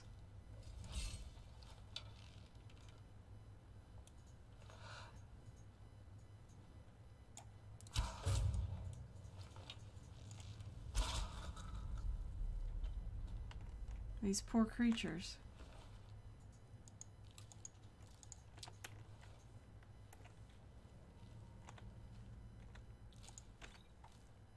They're going down. I know I need to go up. Up is out, not underground. Unless this is a dead end.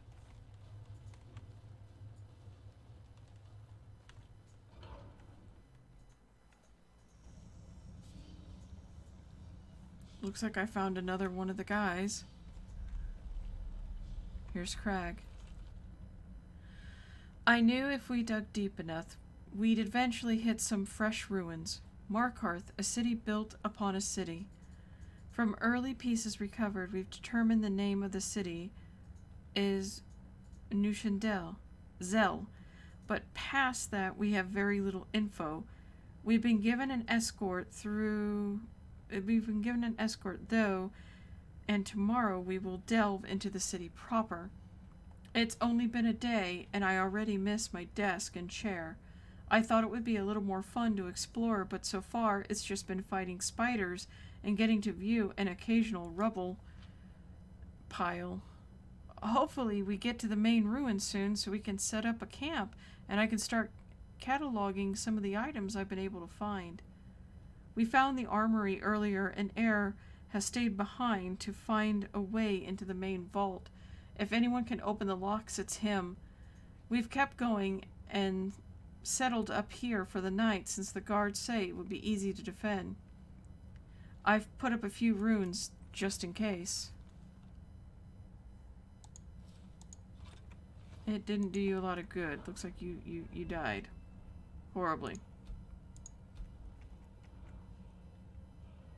I do need to improve my alchemy, but it's still at 17. Speech is at 43. And I think merchant's 50. Can't do anything there. I don't pickpocket. I do lockpick. That required 25. This one requires 50. What about quick hands? Requires 40. Sneak. I've done what I kind of wanted to do with sneak. But archery, can I improve that? No, it needs 60.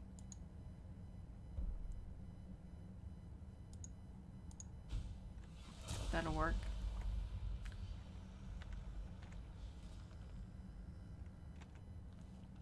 We've read Sithis before, it's not glowing. So, it looks like they tried to defend it, but they really... I don't want the flute. Looks like that guardian might have done it. Oof, these guys had it pretty bad. Apparently this place is not very forgiving.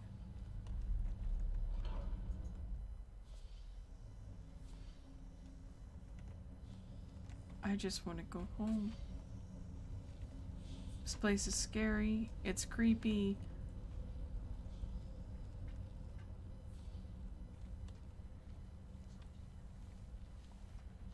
And now it says the door's behind me. Well, how the heck do I get out of here?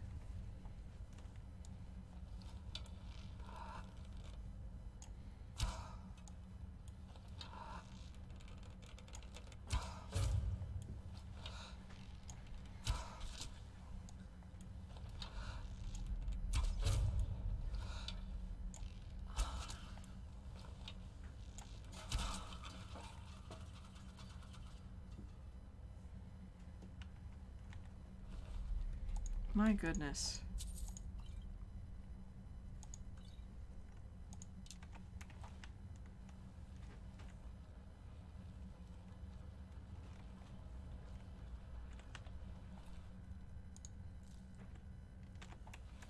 Okay.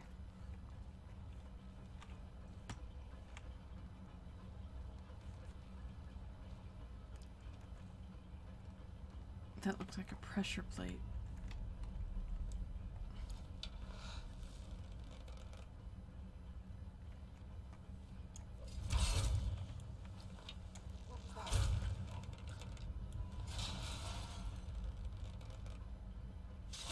She stepped on the trap. I knew she would.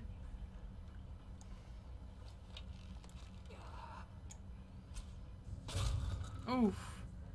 Ouch. Petty soul gem. Always need more soul gems. Anything else worth looking at, touching? There's some gold. Apothecary's satchel. And again, still not a way out. This place is creeping me out so bad. Oh, here's another one of them. Staubin.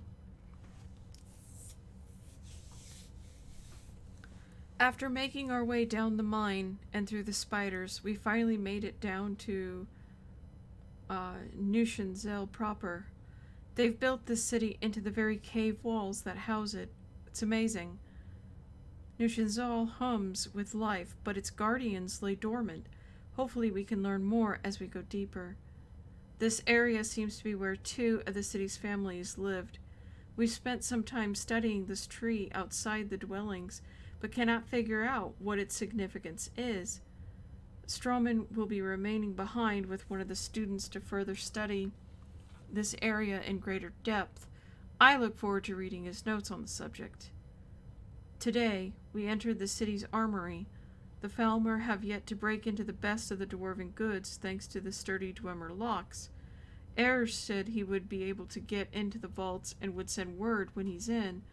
The spiders gave us much trouble, but who could have foreseen they've been the only thing keeping Markarth safe? After exiting the armory, we made camp, but the Falmer have been watching us. And finally, tired of our intrusion, they came while we slept and slaughtered what guards were left. Meridia, forgive me for using my students as a distraction to get away, but I have to bring this place back to life. Too many. I couldn't hit the switch.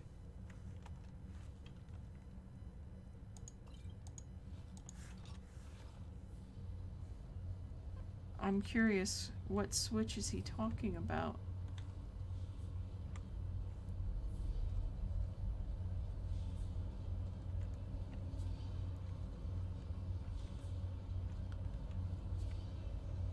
This place is dangerous.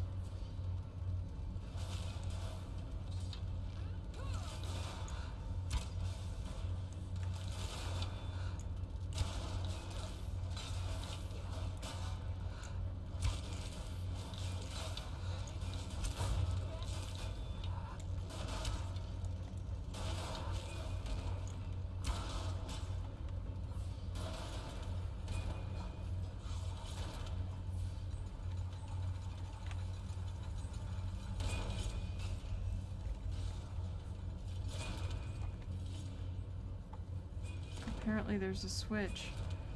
He said he couldn't hit the switch. Where's the switch?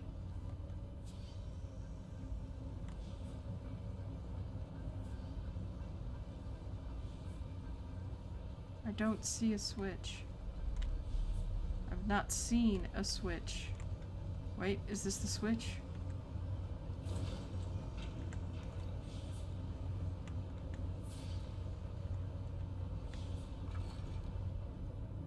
Ebony. Glass helmet. Okay. I know that Ebony's sword was worth something. Close that gate. Are we finally getting close to the exit? Jesus. This place has been scary. Beautiful, but scary. But then again, a lot of things are beautiful and scary.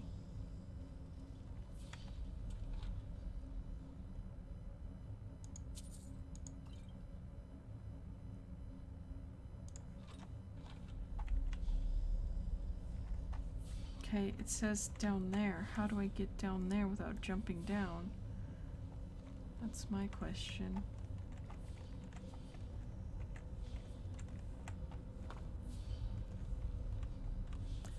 Oh, this looks like the exit. Please be the exit.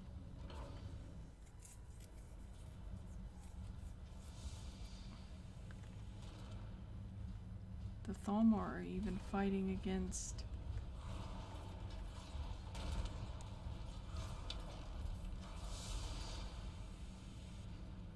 Well, how do I get up there?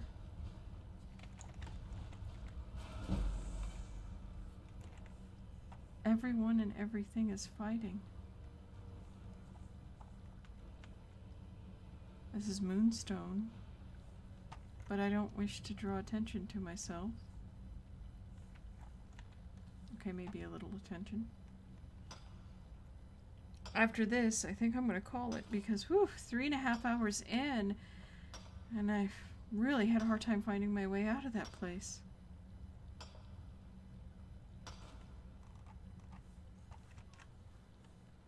Okay, Lydia's back too, so at least I have someone at my back.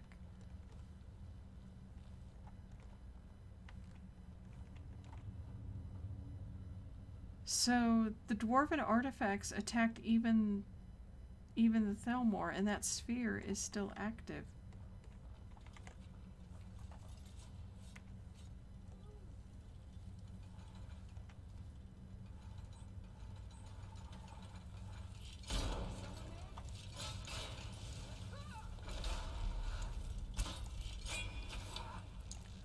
Holy crap, it's a fully automated automaton. How do you kill it? Oh, those are lovely. I'll take those. Oh wait, it says dwarven oil is an ingredient.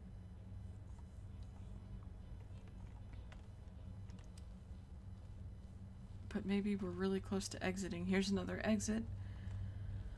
Yeah, okay. We might be alright. Oh. Oh yeah, here's the nude guy. We've been here. You can definitely tell we've been here. I was beginning to think I was going to spend the rest of my afternoon stuck in that place. Creepy nonetheless. I don't think there's anything else to murder me. Wait, nope, go up this way.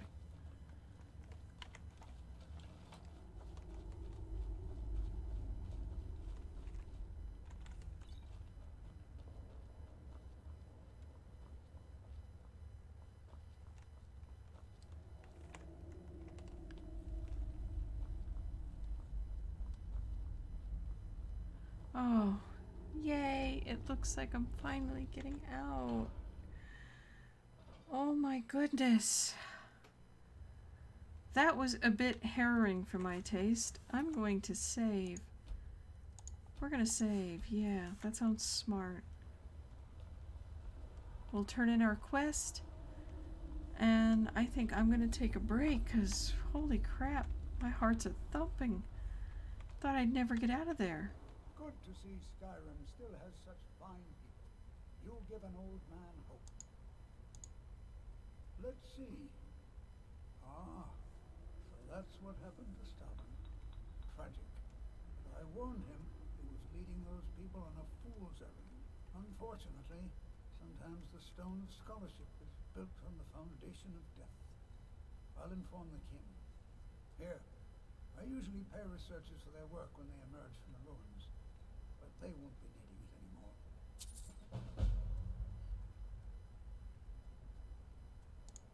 You have my gratitude. That spider had been interfering with my excavations for months. As promised, here's the key to the Dwemer Museum. Mind the displays. Some of them are quite fragile.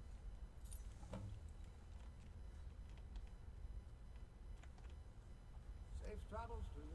Okay, I am totally done with this place for now. I was pretty scared. Pretty scared. I think this is as good a place, and it looks like while I was trudging through the dungeons of beautiful scariness, another friend joined us. Looks like Wolfie was able to make it. I appreciate that very much. We've hit almost 4 hours, and I better give my voice a rest. The things I'm going to do off camera, I'm going to sell the goods that I've acquired from this pillage. I'm going to try to get all that transmuting done. I'm going to attempt to finish building the rest of that homestead. After that is completed, I will save and stop. I promise not to read any books or do any quests while I'm gone.